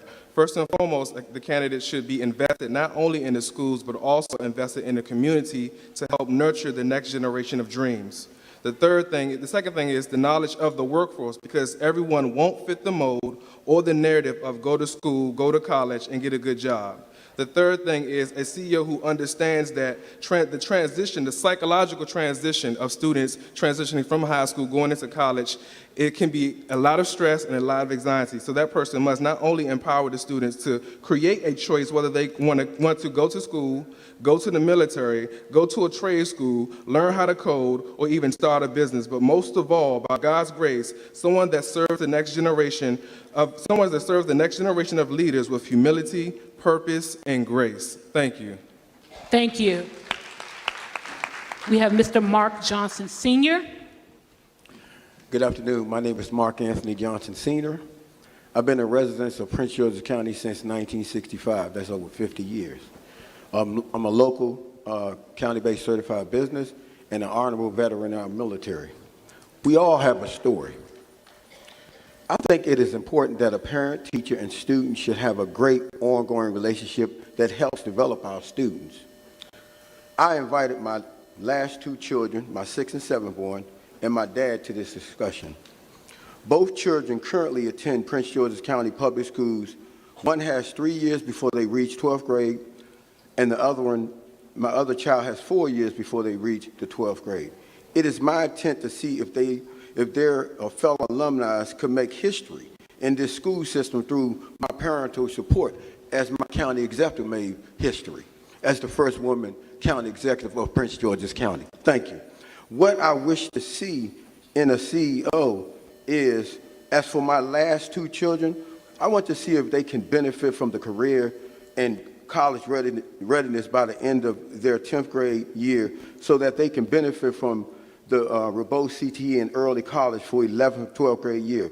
Can you let me know if it is too late in their career? If so, why? If they are facing challenges, is the Advancement VIA Individual Determination Program designed to help students develop the skills they need to be successful in the college and beyond while serving in their high school experience? I think Dr. Goldston can carry my interests out. Thank you. Thank you. Our next speaker, we have, just make sure again you approach the microphone, Mr. Sam Ceesay, Rachel West, Tom Duke, Jonathan Boulder, and Nicole Nichols, in that order. So Mr. Sam Ceesay, are you here? Mr. Ceesay. I'll keep this short and sweet. Good evening, everyone. I am Sam Ceesay, a Prince George's County resident, a product of Prince George's County Public Schools, and also a founder and president of Game Plan, Inc., a strategic partner for Prince George's County Public Schools. I am in support of Dr. Goldston becoming the permanent CEO of PGCPS because she is from Prince George's County. She's a product of PGCPS. She's held multiple roles within PGCPS, from teacher all the way to interim CEO of PGCPS. This is what makes her the best candidate for this role. That's her secret sauce. She knows this position better than anyone, and I think that she would be the best candidate for this position. I can't think of anyone more perfect for this role, so please consider Dr. Monica Goldston for permanent CEO of Prince George's County Public Schools. Thank you. Thank you. Ms. Rachel West. Hi, good evening, everyone.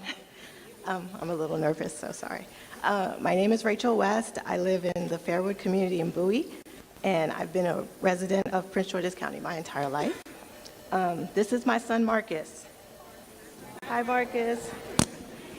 He is 4 years old, and he has a disability called childhood apraxia of speech, which is a motor speech disorder. He is unable to articulate clearly, and it's hard for him to make proper sounds to form words to communicate. He knows what he wants to say, but he has a hard time saying it out loud. 1 of 2 children out of 1,000 are diagnosed with apraxia. This is a disorder more prevalent in boys than girls. So I wrote a really long, because I thought we would have decent time, but I wrote a really long, detailed speech that I wanted to share with you all. But long story short, we've been working with the PG County Infant and Toddler Program since he was about 3.5 years old, just to help him with his speech. The resources that we have in Prince George's County in terms of children that have disabilities, be it mild or severe, they're limited. So I'm standing here for my son because I'm his voice right now, because he can't speak the way he needs to speak. I'm sorry, I get very emotional about this, and we just need more resources. We need more schools that focus on children with disabilities in our county. We need more funding. Like, my question to you all is, where's the money from the casinos that you all said the county schools would get funding from?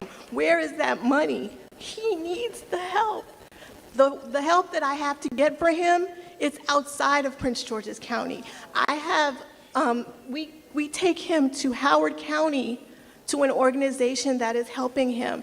And then I found another speech pathologist who's in Crofton, and that's Anne Arundel County. I shouldn't have to go outside of my county to get help for my son. So in the search of a CEO, I need someone who is going to be an advocate for children with disabilities and stand for them. Not just the parents who have to fight and try to find the resources like my husband and I have had to. We have 3 children. Out of the 3 children, he's the one that God uniquely designed differently. And I'm going to do everything I can and advocate for him to get the help that he needs. Now, everyone's talking about Dr. Goldstein. I don't know her. I don't know her. I'm just sitting here as a parent, as a resident of the county, and I'm listening to all the things that people are saying. I would love to sit down and have a conversation with her, with any of you all sitting up there, about the challenges that my husband and I have faced in trying to get him the help that he needs for his speech delay. Ms. West? Yes. So one, I want to tell you that I invite you to please leave your comments Yes, with I us will. since you weren't able to get through that. And the I county want executive to wanted to say thank you, something. Ms. West, and thank you for bringing Marcus with you as well. And what we're going to do is make sure we not only get your comments, but I would like for you to leave with us, please, your contact information, and I'll have someone give you a call tomorrow, okay, so that we can talk further with you. I want to just address a couple of things you said, is to tell you that we love all of our kids in this school system, and I can tell you also, and so that we will make sure that we work with you and work with your family to make sure that Marcus gets what he needs. And as far as all of our kids with disabilities, I want you to know we love every single one of them. Prince George's County educates the largest number of disabled students in the state of Maryland. And so we have a very unique population of students. You did ask about funding, and so I want to just tell you a couple of things. We worked very diligently. A number of our delegates and senators were here tonight, Senator Benson, and we went to Annapolis in January, and Dr. Golson went with us, and I can tell you that we were very aggressive in asking for the money that we deserve for this school system in Prince George's County, because you asked about the casino. I want to be honest with you. MGM, many of you in this room voted against really your wishes, because this is a very spiritual community. People here were not in favor of gambling, but they voted for that casino because they were told that it was going to help with education funding. Correct. And I want you to understand that the funding that comes from MGM, first of all, leads all of the casinos in the state of Maryland. The largest share of dollars that go to the Education Trust Fund in the state of Maryland comes from MGM. MGM generates somewhere between $60 million per month. And so we have gone to Annapolis to say we want every penny that we deserve to come back to Prince George's County for our school system. Now, we haven't been alone. I saw Teresa Dudley here and all the others, and I can assure you that we are making the case in Annapolis. We want every penny that we deserve to come back to Prince George's County for our schools. Now, this past legislative session, we came back with an additional $53 million from something called Kerwin dollars. I want you to keep your eye out for Kerwin next year, because Kerwin is the formula, it's education formula, funding formula. And it takes into account some of the things you mentioned, the number of disabled students we have here. Prince George's educates the largest number of students who speak English as a second language, and 62% of our kids are on free and reduced lunch. So we deserve the lion's share of the dollars that come for education, and we're going to make sure that we get, again, every penny we can to come back here to Prince George's County. So we're going to stay in contact with you. Can you please give your information? I'd like somebody to please get her. So Glenda, thank you so much. Glenda and Antoinette are going to get you information. We'll give you a call, and we'll make sure that we get Marcus exactly what he needs, okay? Thank you so much. Thank you. Say bye-bye. Say bye-bye. Bye-bye. Thank you. Mr. Tom Duke. Good evening, and thank you for your hard work. My name is Tom Duke. I'm an ESOL teacher in Prince George's County since 2007, and I wish that you, when you look for a candidate, you look for somebody of impeccable character, somebody who chooses children and teachers in classrooms over anything else in the bureaucracy. Anything else in education, it's teachers in classrooms where education starts, and frankly, it doesn't end until they go home on the bus. Somebody brave enough and secure enough to be right-sized the bureaucracy, an incredible problem. You have someone who can deal very quickly with 309 more non-school-based positions in Prince George's County Public Schools than in Montgomery County. 309 more non-school-based positions, yet we teach 28,000 fewer students. We teach fewer students, yet we have more non-school-based positions than Montgomery County. Somebody impatient with a sense of urgency, like that mother. Somebody who can repair and restore the relations with 6,000 teachers who suffered a loyalty penalty over the recession years and are now up to 4 steps behind. Somebody who can collaborate respectfully with teachers. And somebody with ESOL experience. Thank you. Thank you, Mr. Duke. Our next series of speakers are Jonathan Bolden, Nicole Nichols, Nicole McClure, and Tanya Wingfield. If you could please approach the mic. Mr. Jonathan Bolden, Nicole Nichols, Nicole McClure, and Tanya Wingfield. Proceed. Good evening. Thank you for allowing me to share a few comments for the CEO search for Prince George's County Public Schools. My name is Jonathan Bolden. I serve as the president of RSC Electrical Mechanical Contractors, HVAC contractor, and a graduate of vocational school here in Prince George's County Public Schools. Today, I would like to express my sincere support for the interim CEO, Monica Golson. Since she's taken the helm in the leadership of the school system, the system has been steady and balanced. It is my hope that the search committee move forward to Dr. Monica Golson for a few reasons. One, she's local, home leader, has committed her entire career to Prince George's County Public Schools, and she also has her own children enrolled in Prince George's County Public Schools. In sum, myself, two daughters who attended Prince George's County Public Schools now have moved on to college. I've supported the school system. I've worked in the school system. And right now, under the leadership of Dr. Monica Golson, the school system is moving in the correct direction.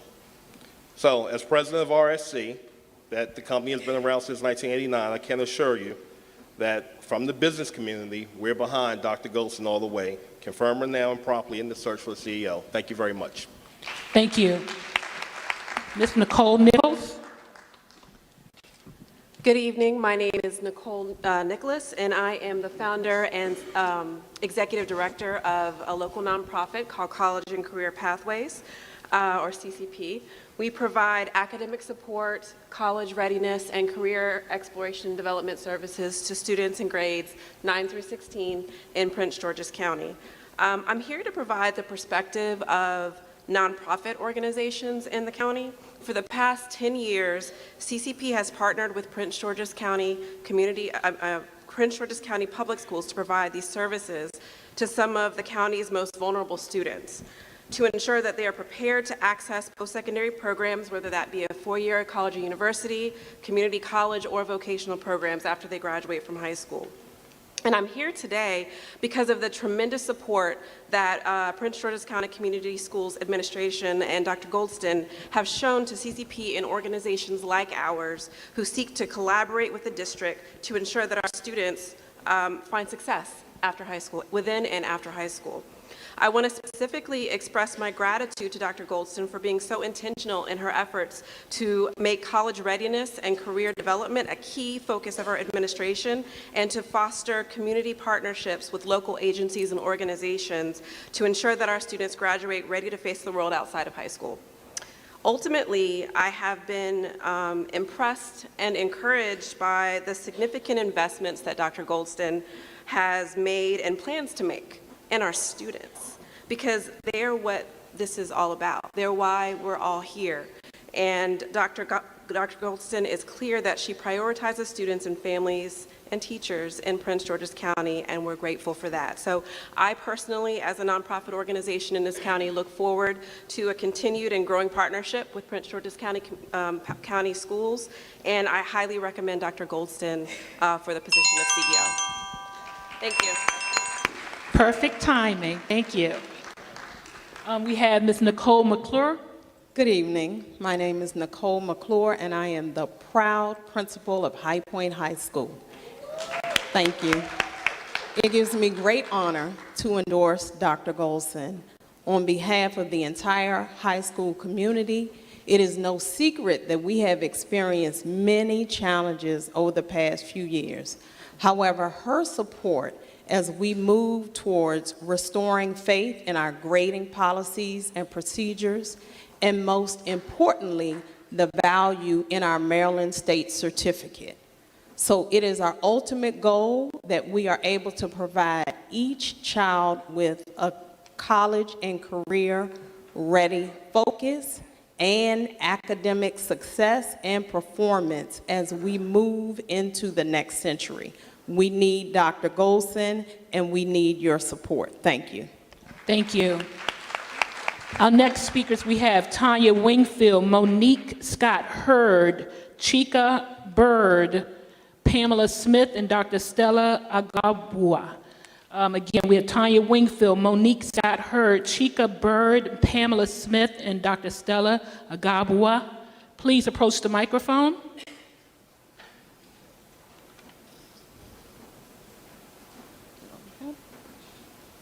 And please remember to repeat your name when you step to the microphone, please. You're all by yourself. Go ahead. You got the mic. My name is Monique Scott Hurd, and I am a 27-year veteran educator, curriculum writer, assessment writer, blah, blah, blah. So I have worked all over the world. So I'm speaking in terms of administrators that I've experienced in Ghana, Abu Dhabi, the Middle East, other countries in Africa, and she's the best. Dr. Golson, Monica, who she lets you just call her Monica, so that tells you how humble she is. She's just the best. I was going through deleting stuff as people were saying the same thing I'm saying, so that didn't leave me with much, other than she's more than just a manager, she's also a leader. When I worked under her at Dr. Henry A. Wise High School, we opened up the school together. She was all about accountability. She made sure the students were accountable for their actions, that parents were accountable for their students, that teachers were accountable for what they needed to do. She backed you up, but then once the parent left, she was on you and she made sure that you knew what you needed to do, and then she provided the training that struggling teachers needed. So she's not just about, I don't know what the best way is. She's just not there. She's present. She would be there to watch students come in during the day. She would build capacity among administrators.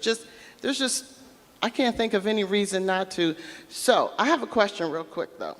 So the law says you have to post a job and hold the search, right? Does it say how many people you have to interview? Is there a minimum? Is there a minimum? I don't think so, no. So we can interview one person, right? I'm just asking. Well, what they say is that we have to engage a search firm, and that the governor selects the 3 individuals who will receive the names from the search committee and forward those names to me. That they will interview the selectees from the search firm, and then they will select 3 and then send those 3 names to the county executive, and the county executive has to pick among the 3. Okay, so you got this. Thank you. Thank you. So again, I just want to make sure Ms. Chika Bird, Ms. Pamela Smith, Dr. Stella Aguba, excuse me. Okay, we're going to keep going. Mr. Joe Murchison, Simon Steele, Quanda Rogers, Tamika Arthur, and William and Tamika Page. If you could please approach the microphone. And again, please repeat your name once you speak. Sir. Yes, sir. Joe Murchison. I'm executive director of a nonprofit that works with the Prince George's Schools side by side. And I just want to join the love fest. Dr. Golson is incredible. I was here last fall and she was having a listening session and people beat her about the head for 2 hours and she just sat up there graciously listening, taking notes. She repeated everything at the end. And by the next morning I had an email in my inbox on what I had talked to her about from one of her staff people. She said she went home, she either responded directly or through her staff. And then the way she handled the graduation issue, it was dropped in her lap when she started. She didn't deny, she didn't stonewall, she just took the audit recommendation, she implemented them. The State Board of Education was extremely impressed with the way she handled that and the results. And so she's a keeper. Thank you. Thank you, Mr. Murchison. Simon Steele. Do we have Quanda Rogers. Tamika Arthur. William and Tamika Page. You step to the mic. Thank you. All right. Hello, everybody. My name is BJ Page, and this is my wonderful wife, Tamika Page. She's probably going to hide from the mic, so I'll just let her stand here as my boss. Madam County Executive, thank you for allowing all this to take place. We really appreciate you. I just want to start off with a few things. Sometimes you got to think about PG and Proud. So myself, my wife, and both of my kids are Prince George's County Public School products. So I just want to say it takes somebody like that to understand Prince George's County. I wear a lot of hats, and a lot of them are community based. Not so much of an educator, but I speak life into the youth that's part of the system of Prince George's County Public Schools. Not like most of you, I'll be honest. Myself and Dr. Golson don't have the best relationship. I know everybody looked like it was crazy. But sometimes you got to think that even if you can sit your relationship to the side, you have to have the best person as your leader. She is that best person. I'm the only person that spoke in this entire forum that's not, quote unquote, her buddy. But I wouldn't want a better person to be in her seat. I wouldn't want a better leader than Dr. Golson. Coming out of Frederick Douglass High School, she was in Frederick Douglass High School, and I caused a lot of trouble. But she's a great, fearless leader. She understands what the right thing to do at the right time. And it takes somebody like that to take that seat. Another thing I want to say, I'm proud of military, like Brigadier General.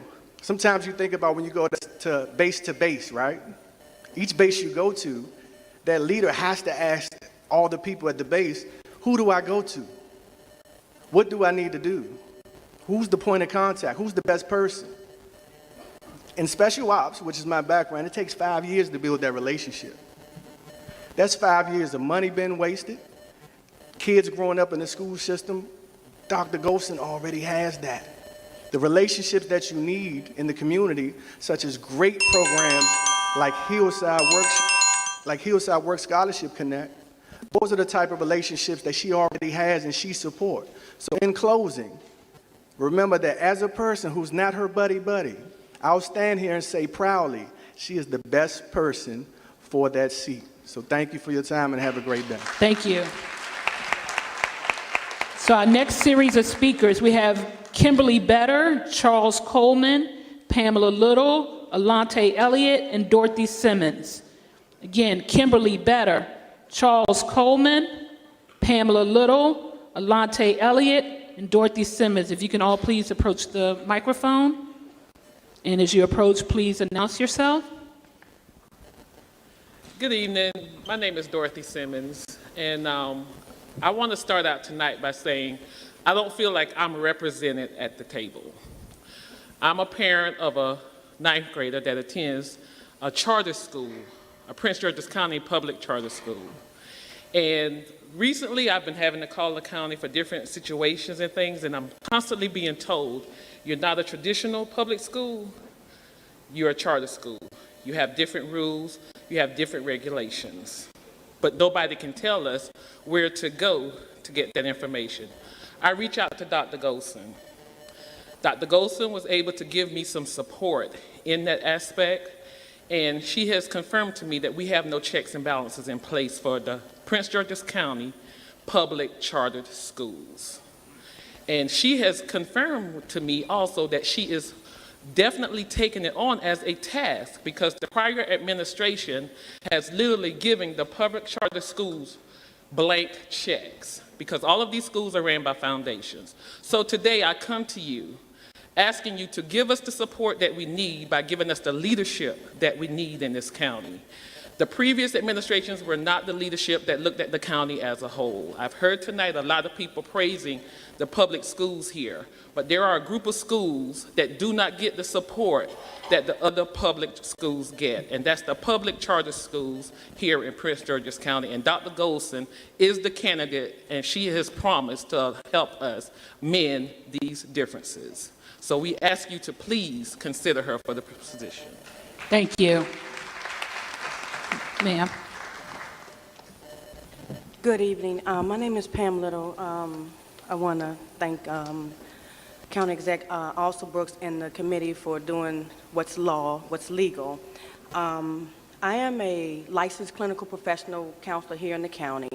I work with a lot of our families in the elementary, middle, and high school. And I'm here to offer whatever support I can to Golson, Dr. Golson, on behalf of the disruptive behaviors that I've heard several speakers come up and talk about. I know, I don't know her personally, but a lot of the families that I serve talk about how she's, doing a great job in the school system and things like that. But I'm here to help her, want to see how I'll be able to help her, or what is her commitment, what would be her commitment to helping the teachers learn how to handle the disruptive behavior, the social emotional skills of our students. A lot of the kids that have these behavior issues, I heard the the attorneys talk about these kids in their office every day. And I work with those kids. I've been in private practice since 2011.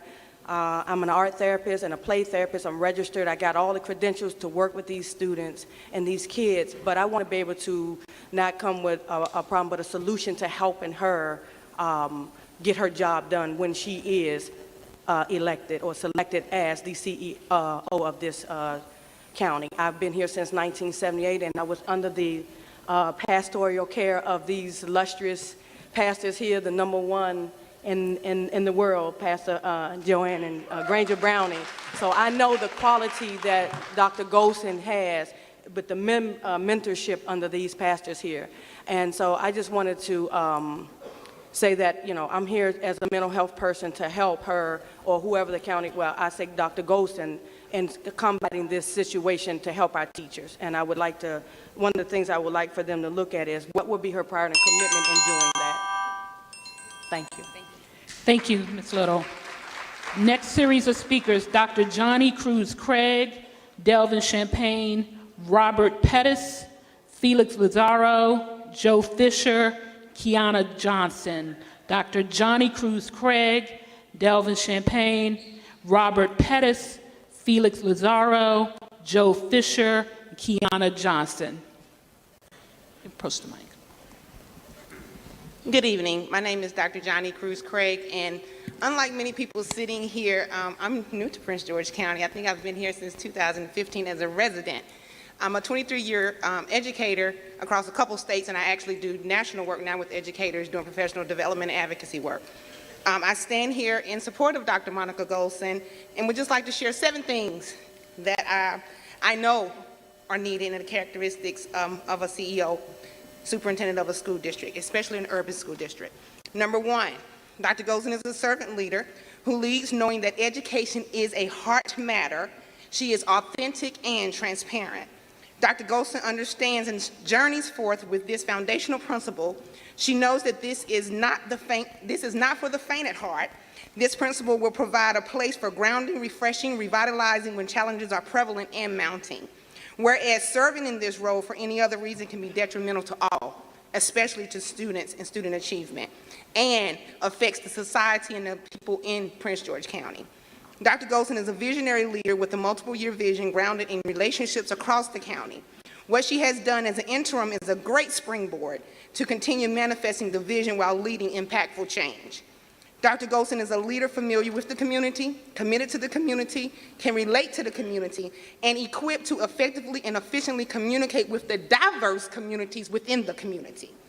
Dr. Golson is attuned to the day-to-day operations of the teacher in the classroom and the leader in the building, enabling her to make executive decisions with those perspectives always at the table. Dr. Golson is aware of the need to continue enhancing knowledge about shifting perspectives and mindset around culturally relevant teaching, implicit and explicit biases that lead to stereotype threats, teaching the whole child, adverse childhood experiences, mental health and trauma, social-emotional learning, and trauma-informed classrooms, as well as restorative justices. Dr. Golson is willing to be an innovative disruptor when that is necessary and needed for increased student achievement. And lastly, and again, most importantly, she knows that education is a heart matter. Thank you. Mr. Delvin Champagne. How you doing?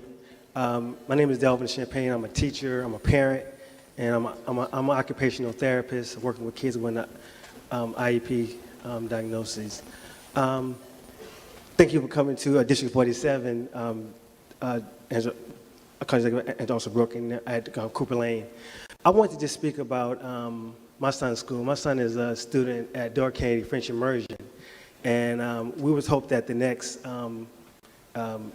CEO would try to expand the immersion programs, because we were trying, some of the schools from the Spanish immersion and the French immersion school were trying to expand into a full immersion high school. We're hoping that that was something that we could look at. And also, I wanted to say that the one person who talked about the charter schools, it's also important that we look at recently the U.S. report just released the study or the outcome of the nationwide best high schools, and only one of 4 Prince George's County Public School high schools was a charter school, which is called CMIT, Math and Technology High School. So we could also do more about the oversight and compliance of charter schools, but we should see how we can give parents more educational options, because Prince George's County Public Schools have 31 high schools, but only 4 were in the top 100 high schools of the state. And one of those high schools was a charter school, which is CMIT, which is one of the highly ranked charter schools in the state of Maryland. So that's all I want to say. Thank you so much. Thank you. Mr. Robert Pettis.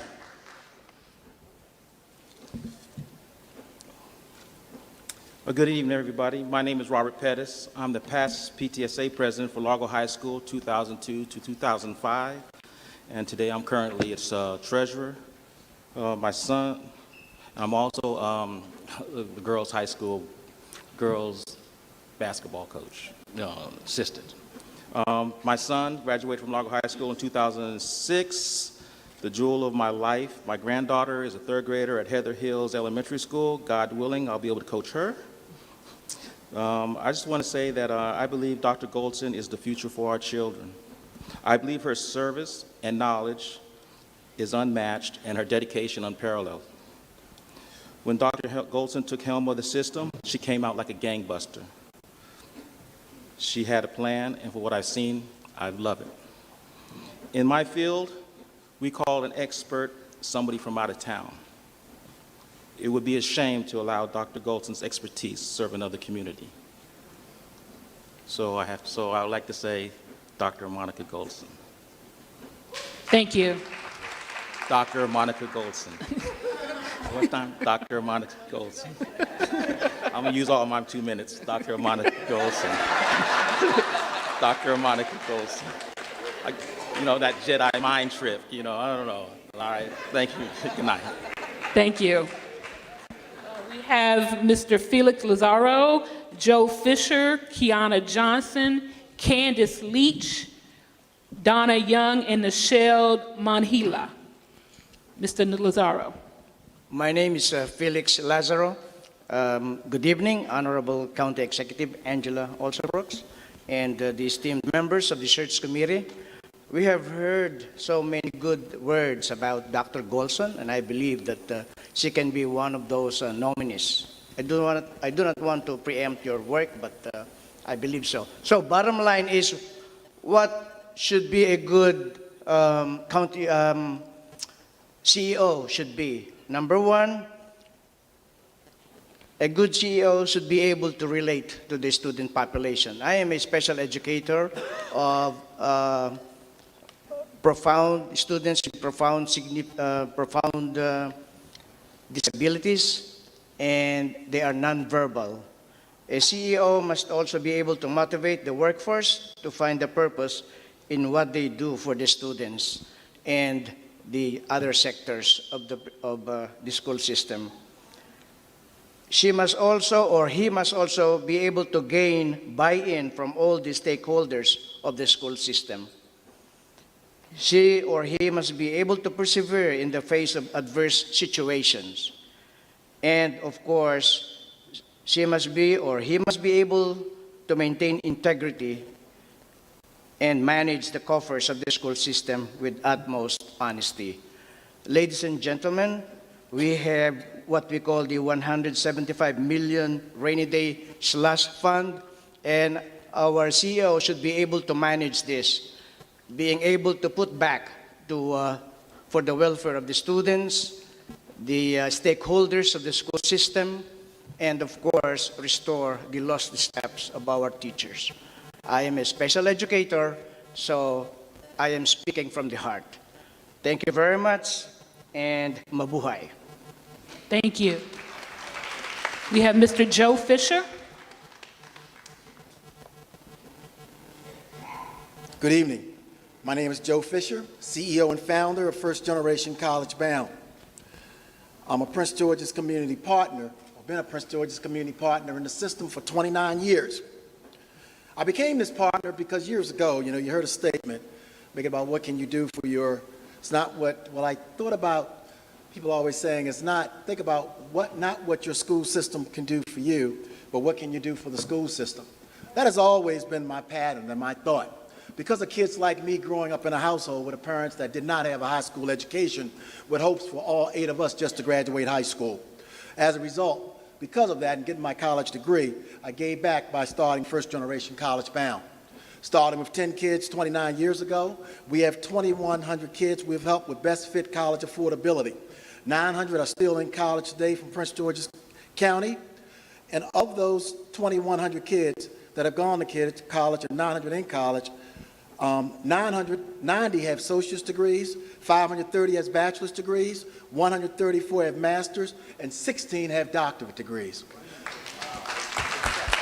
Alonzo Washington, one of our individuals started with in 8th grade, is a state delegate today, who you announced earlier. I just want you to know, I'm here to testify in support of Monica Golston to be Chief Executive Officer for the Prince George's County School System. Due to the revolving door of CEOs coming and going with the best intentions of improving the Prince George's County school system for our students, parents, teachers, staff, and community, that has not been the case, as challenges have continued. Imagine if they've been consistent as we have 29 years ago, what would we see today? As a result, employee confidence and morale, which you've heard today, has been low, impacting our students and performance.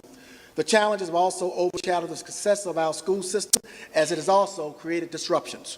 However, since Monica Golston has been appointed, I have observed the feelings of hope and excitement of our schools, which have impacted First Generation College Bound to have more of an impact of 174 students today we're managing.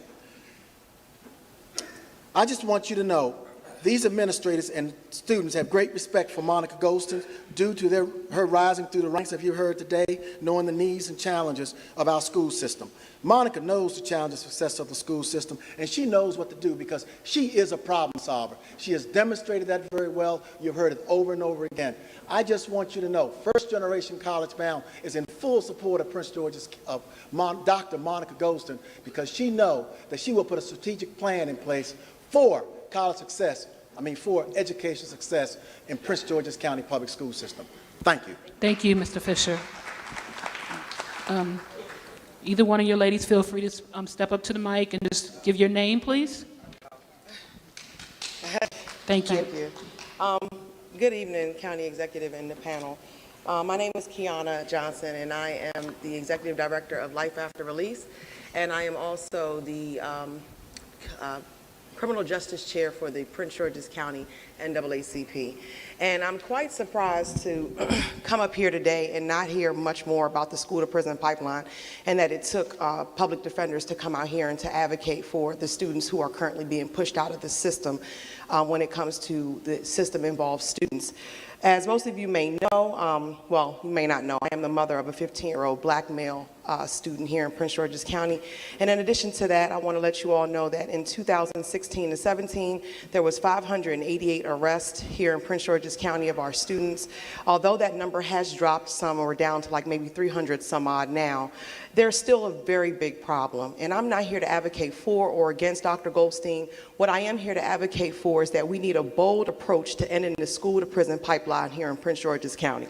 The next CEO must shift away from the normal reaction, the normal punitive discipline system that we currently have, and they must also reprioritize the current funding that is being used for school resource officers and invest that instead in schools to community-based social workers, counselors, nurses, and other services that promote higher levels of education. They must also examine the school district suspension and expulsion policies and develop evidence-based, trauma-informed policies and practices that support students staying in school environments rather than punishing them through the suspension and the expulsion. They must also research and evaluate the process and decision-makings and outcomes as they relate to the criminalization of K through 12, particularly students of color. We have to get away from this lock them up, put them out, and shut them up mentality that we currently have. So whoever it is that you all decide to pick, please make sure that the school-to-prison pipeline is prioritized and first on your list. Thank you. Thank you, Ms. Johnson. Our next series of speakers, I know we have Candace Leach, Donna Young, Nichelle Mandahila, Jermaine Smith, and Jennifer Hooker. Again, if you could please make your way, if you're here in the audience, please make your way. Ma'am, proceed. Good evening, everyone.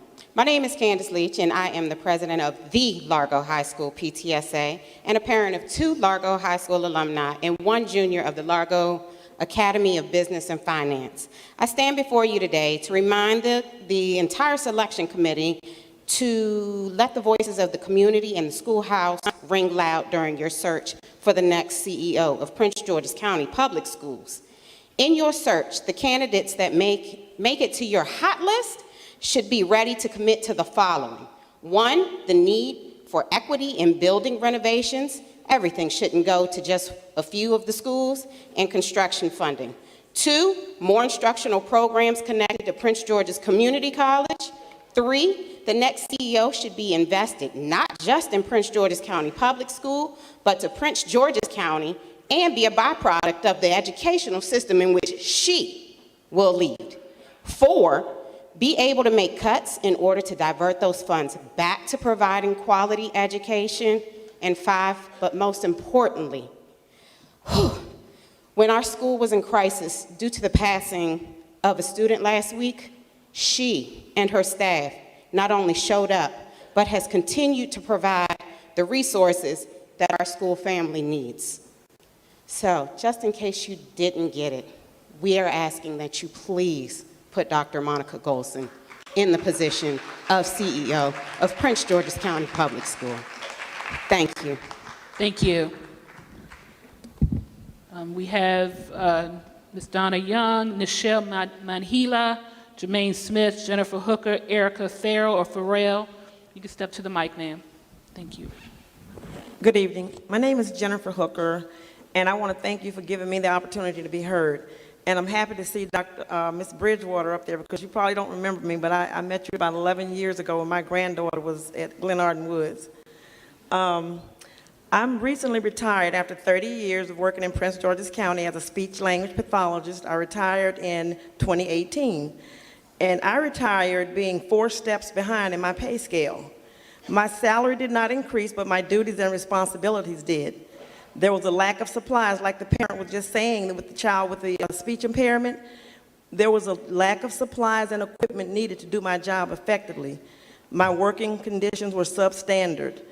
And it is my understanding that the monies have been budgeted for teachers to get their step increases, but we never did. So what happened to the money? We did, as a speech pathologist, I did billing for Medicaid. I don't know, they told us that the Medicaid money would go to Upper Marlboro, go to the Upper Marlboro, and be put in a general fund. So it was not channeled back to the speech and language department, or to the special education department.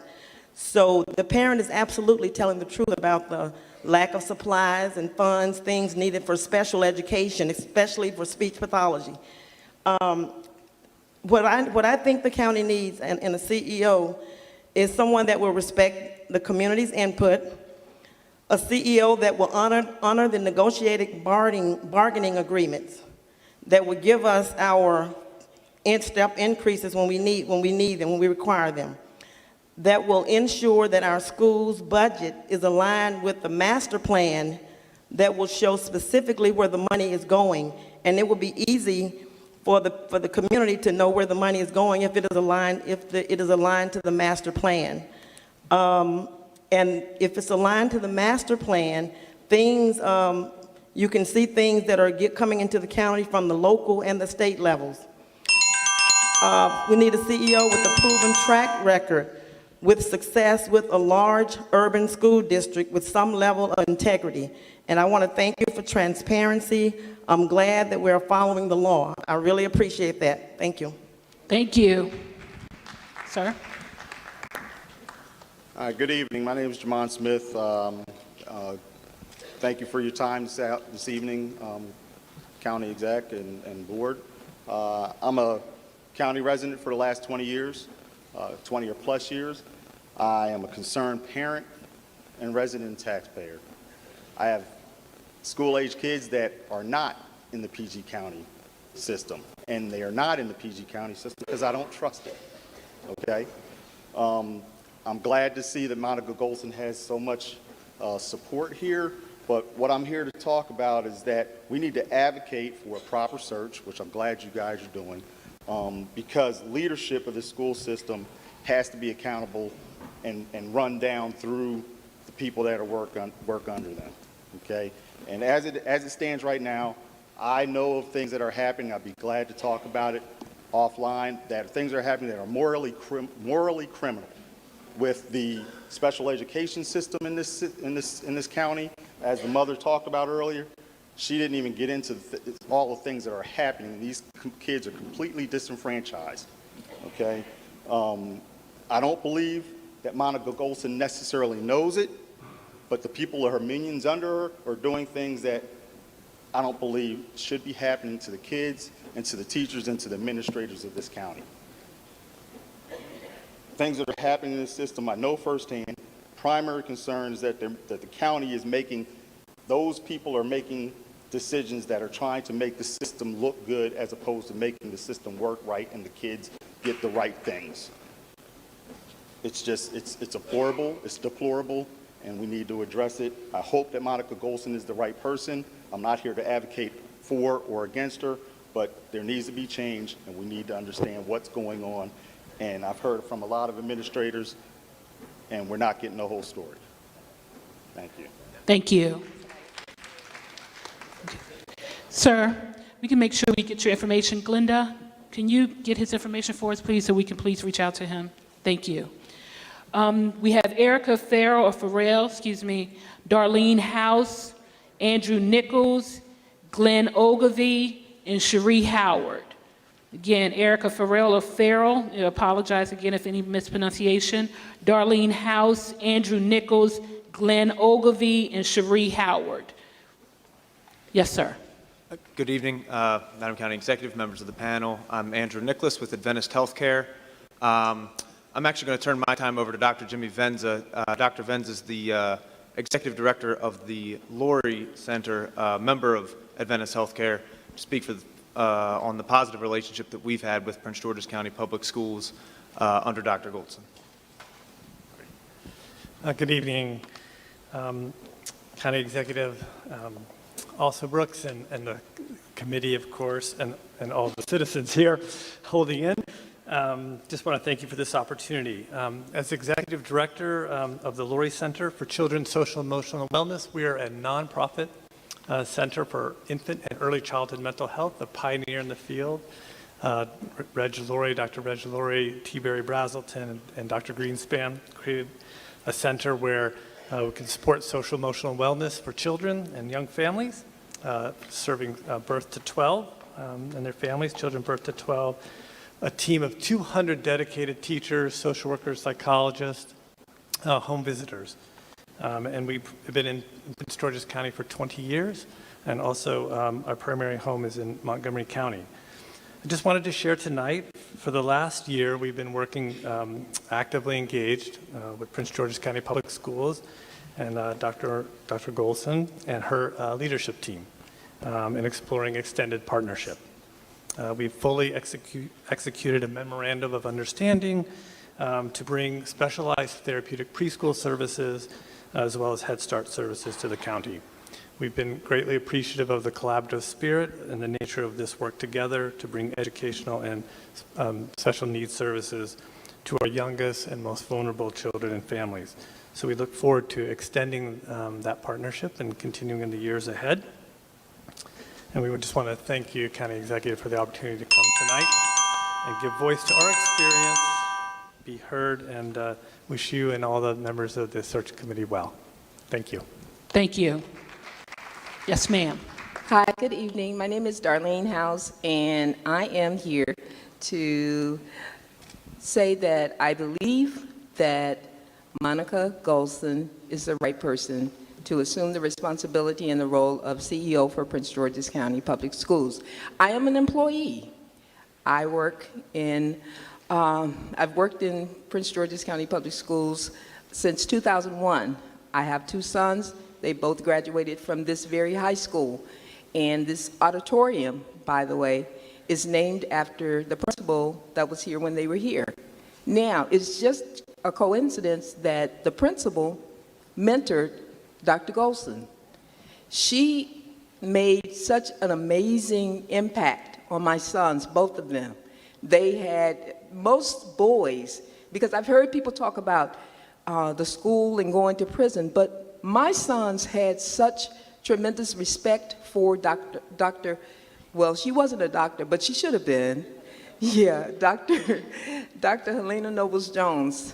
She just was a phenomenal person, and the students respected her highly. And so having said that, Dr. Golson happened to be mentored by this great woman.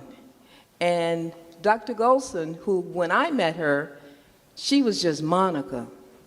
When Monica was here and she and I would talk, well, there was Dr. Clark, and then there was Dr. Metz, and then there was Dr. Hornsby. Oh, wait, then there was Dr. Dacey. Oh, wait a minute, then Dr. Height. Oh, wait. Then there was, I can't remember his name, but he went to Alexandria. And then there was Dr. Maxwell. And so at some point you just lose who's who, but consistent was Dr. Golson. Oh my. She was here when Dr. Clark, Dr. Metz, Dr. Hornsby, Dr. Dacey, Dr. Height. Oh, wait, Monica was here, consistent.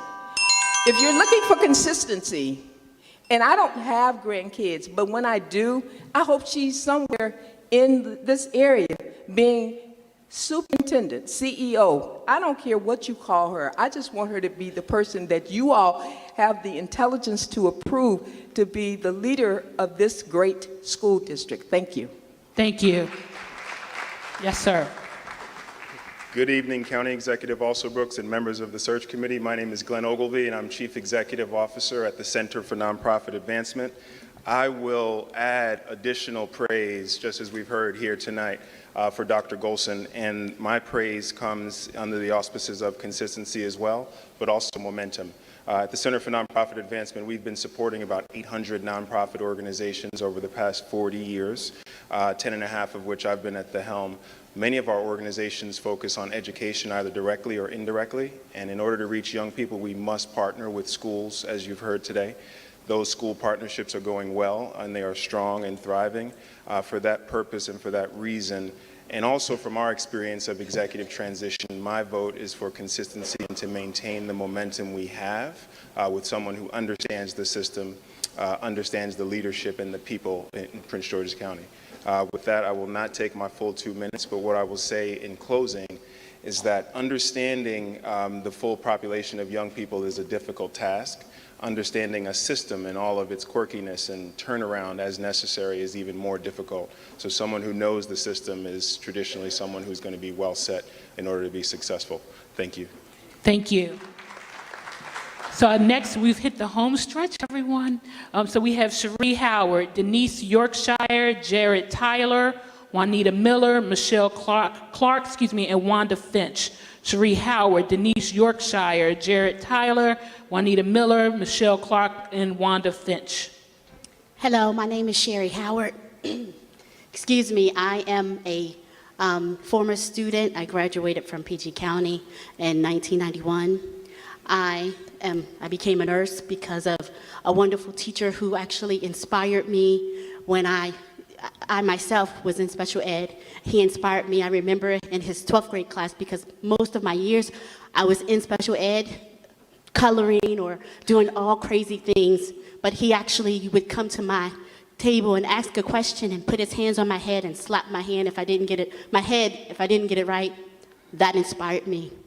He's since died. I wish I could tell him that I became a nurse because of what he did. I'm now the proud parent of a son who is in the 3rd grade. I live in a community. I knew that I was going to move to this community because I wanted to afford it. But I knew that the school system was not the kind of school system I want for my child. But I said I'm going to be involved so that after becoming a parent, a proud parent now, I'm a vice president of the PTO because right now there's about 4 parents that's involved. But you know what? I'm still pushing and excited. My son is always thankful. My mom is going to be the president of the PTO. I said, can you just be happy that I'm the vice president? But I want to say what I believe an exceptional leader should be. They should be inspirational, and they should be passionate.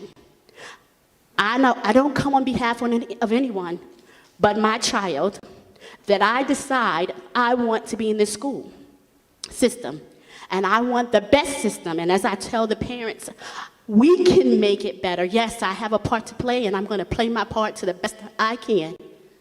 And so our superintendents, our leaders have a part to play to make sure that we have people who are available, somebody that people can touch and feel. So somebody that is around, that's what we need.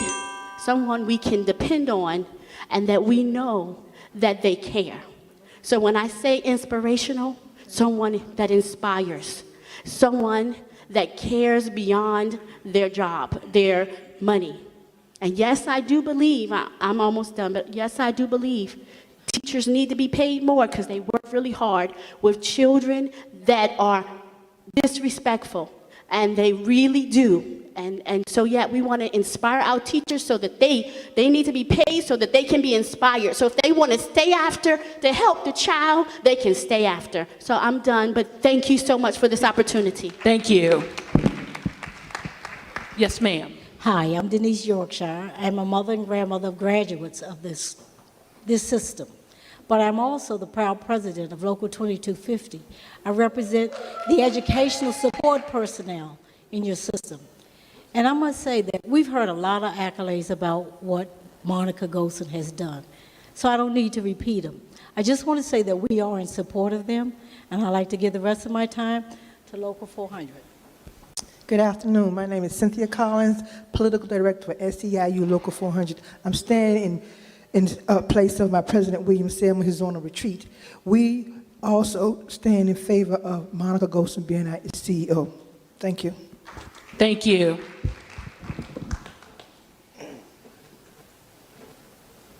Good evening, Madam County Executive. I think I'm standing between everybody and people turning in tonight, so I'll be very brief. I'm Wanda Finch. I'm also the PTO president for CMIT Academy in North Laurel. And I just wanted to highlight a couple of things that I think will be important to the search committee as you have an arduous task ahead of you. Now, I'm not a native of Maryland. I've been here in Maryland for almost 25 years, maybe 30 years. I've stopped counting. But I do want to say, in addition to all of the wonderful things we've heard about Dr. Golson, and I've met her, I think she's a wonderful person, wonderful selection for the search committee to consider. But her leadership can't just happen in a vacuum. It's going to take a culture shift within the system. And having been a parent of 2 children who are now almost about to exit the system, I think I could stand here all night and give you examples of horror stories and other challenges that we've experienced as a family. But there needs to be some level of accountability to ensure that the traditional charter schools, traditional public schools and the charter schools are not treated differently. As a parent of 2 students at CMIT Academy, we often find that when we come to many officials within the school system, we are turned away or we're told that they don't have an answer for addressing some of the policy issues that we're bringing forward. So I would hope accountability will be one of those criterion that you have on your search committee list. And that brings up the issue of closing the divide between the traditional public schools as well as the public charter schools. I'd also like to offer a few questions for the search committee to consider. The first, is there a jail diversion plan to address some of the issues that we've heard about students going from school into jail systems? What about a trauma-informed care environment and system? We're surrounded by a number of federal agencies that have free resources who are just there for the taking. All you have to do is ask and make the right connection. And then finally, I haven't heard anyone mention the partnership between school, community, and parents. You can't work with the kids unless you're working with the parents. So I hope that that's another question to be asked in your search. Thank you very much. Thank you. And Ms. Michelle Clark. Before you start my time, could you read off the rest of the list so we know who else is on here to speak? Because I know that our president, Teresa Dudley, signed up, but...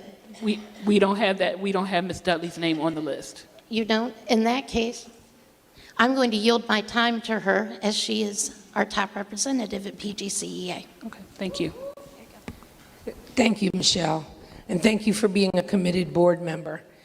I'm glad you had this forum tonight because it is impressive to the Prince George's County Educators Association and our 10,000 members that you are listening to the community. Your selection of Dr. Alvin Thornton as chair of the school board has been transformational. The work during legislative session in Annapolis that you and the acting CEO, Dr. Monica Golson, did for the Prince George's County Public Schools was instrumental in bringing resources. PGCEA recognizes these efforts, changing the tone, tenor, and the perception of PGCPS. Tonight, our concern is the continuance of this magnificent work, more specifically keeping Dr. Monica Golson at our helm. As you know, we are in negotiations with the school system to renew our contract. Our work in negotiations is not an indictment of the CEO personally, her attributes, or the great work she is doing. We are pleased with the great work on improving educator evaluations, the implementation of the community schools pilot, working to end the school to prison pipeline, which Dr. Golson helped us get that pilot program off the ground. We are also pleased with the work of the compensation task force. Dr. Golson has been accessible and transparent, and we know this will continue. PGCEA was promised compensation parity with surrounding jurisdictions, as you mentioned earlier, in order for us to support the casino referendum. The former county executive physically came to PGCEA and made that promise to get us to support the ballot initiative. It was that broken promise that lost him the support of PGCEA and in turn MSEA. We need you, Dr. Golson and Dr. Thornton, to be the heroes when it comes to teacher retention and compensation. Funding the school system and choosing leadership is your role. I'm going to ask for a little indulgence as the representative of the 10,000 educators in Prince George's County, please. While PGCEA has been working hard to bring best practices to PGCPS, the reality is that our members are done being treated poorly. We are having a difficult time recruiting quality educators. Our members are disheartened after the last administration, administrative leave, forced collaborative planning, excessive testing, and of course being steps behind, because all of this affects the children. The concept of trust in the past institutional actions of PGCPS to make our members whole on compensation has been broken. We need heroic commitment and action. Dr. Golson invokes trust and has our confidence. She has done more to repair the harm to our system in a few months than we imagined. Our members need a sign that it is a new day for them in terms of compensation. It has been an institutional practice to balance the budget on the backs of employees. The institution of PGCPS needs you to give us a hero that will bring our members to whole and repair the harm they have been living for the past 10 years. We have been and still intend to be frank, honest, and committed to making PGCPS the best for the children. Our children deserve a hero, and so do the employees of PGCPS. Please, let Dr. Golson be our heroine. Thank you, Ms. Dudley. I will have final words by our County Executive, Angela Also Brooks. I want to thank all of you. Thank you so much, Teresa, and thank you to each of you for not only coming out tonight, but for staying until the bitter end. This is important to all of us, and I'll leave with two concepts. One is that I was always raised, and my parents said, if you do it right, it'll turn out right. And that's essentially what we have done tonight. We have done this the right way, and I know that it is going to turn out well for us. The second thing is, I think Pastor Browning both said it best. When we think about the qualities that we all want in our CEO, we have heard many, many qualifications tonight, but I think the quality that stuck out was love. Among all things, I think Nelson Mandela said that a quick mind and a compassionate heart are the winning combination, and that is what we need in our school system, is not only a leader who knows how to do the job, but also knows how to treat everyone who interfaces with our system. And so this is so important to us. I thank you so much for your commitment in being out here tonight. This is about our children. This is about our children. And so I have to tell you that the number of people who signed up tonight far exceeded the number of people who have come out for any hearing that we have hosted on any matter in Prince George's County, and it really does speak volumes about this community. It says that we understand well our priorities, and there is nothing more important than our children. So thank you so much for coming out tonight. You can expect that the search committee will forward to me names by the middle of June. I will interview all of those individuals and then forward the name to the Board of Education through our chair, Dr. Alvin Thornton, and Dr. Alvin Thornton will take it from there. And so we'll have this entire process will be completed by the end of June, and we will make that announcement, and we are really looking forward to it. But we thank you so much for being a part of this hearing tonight, and we will now hand the rest of the process over to this selection committee. I want to thank them for being here tonight as well. I can tell you that I looked down and I could see the notes were being taken as you all were talking, so they were certainly taking into account all of the concerns that you raised tonight. I know will be a huge part of their selection process, and we just thank you so much again. Good night, everybody. Please be careful getting home. Thank you.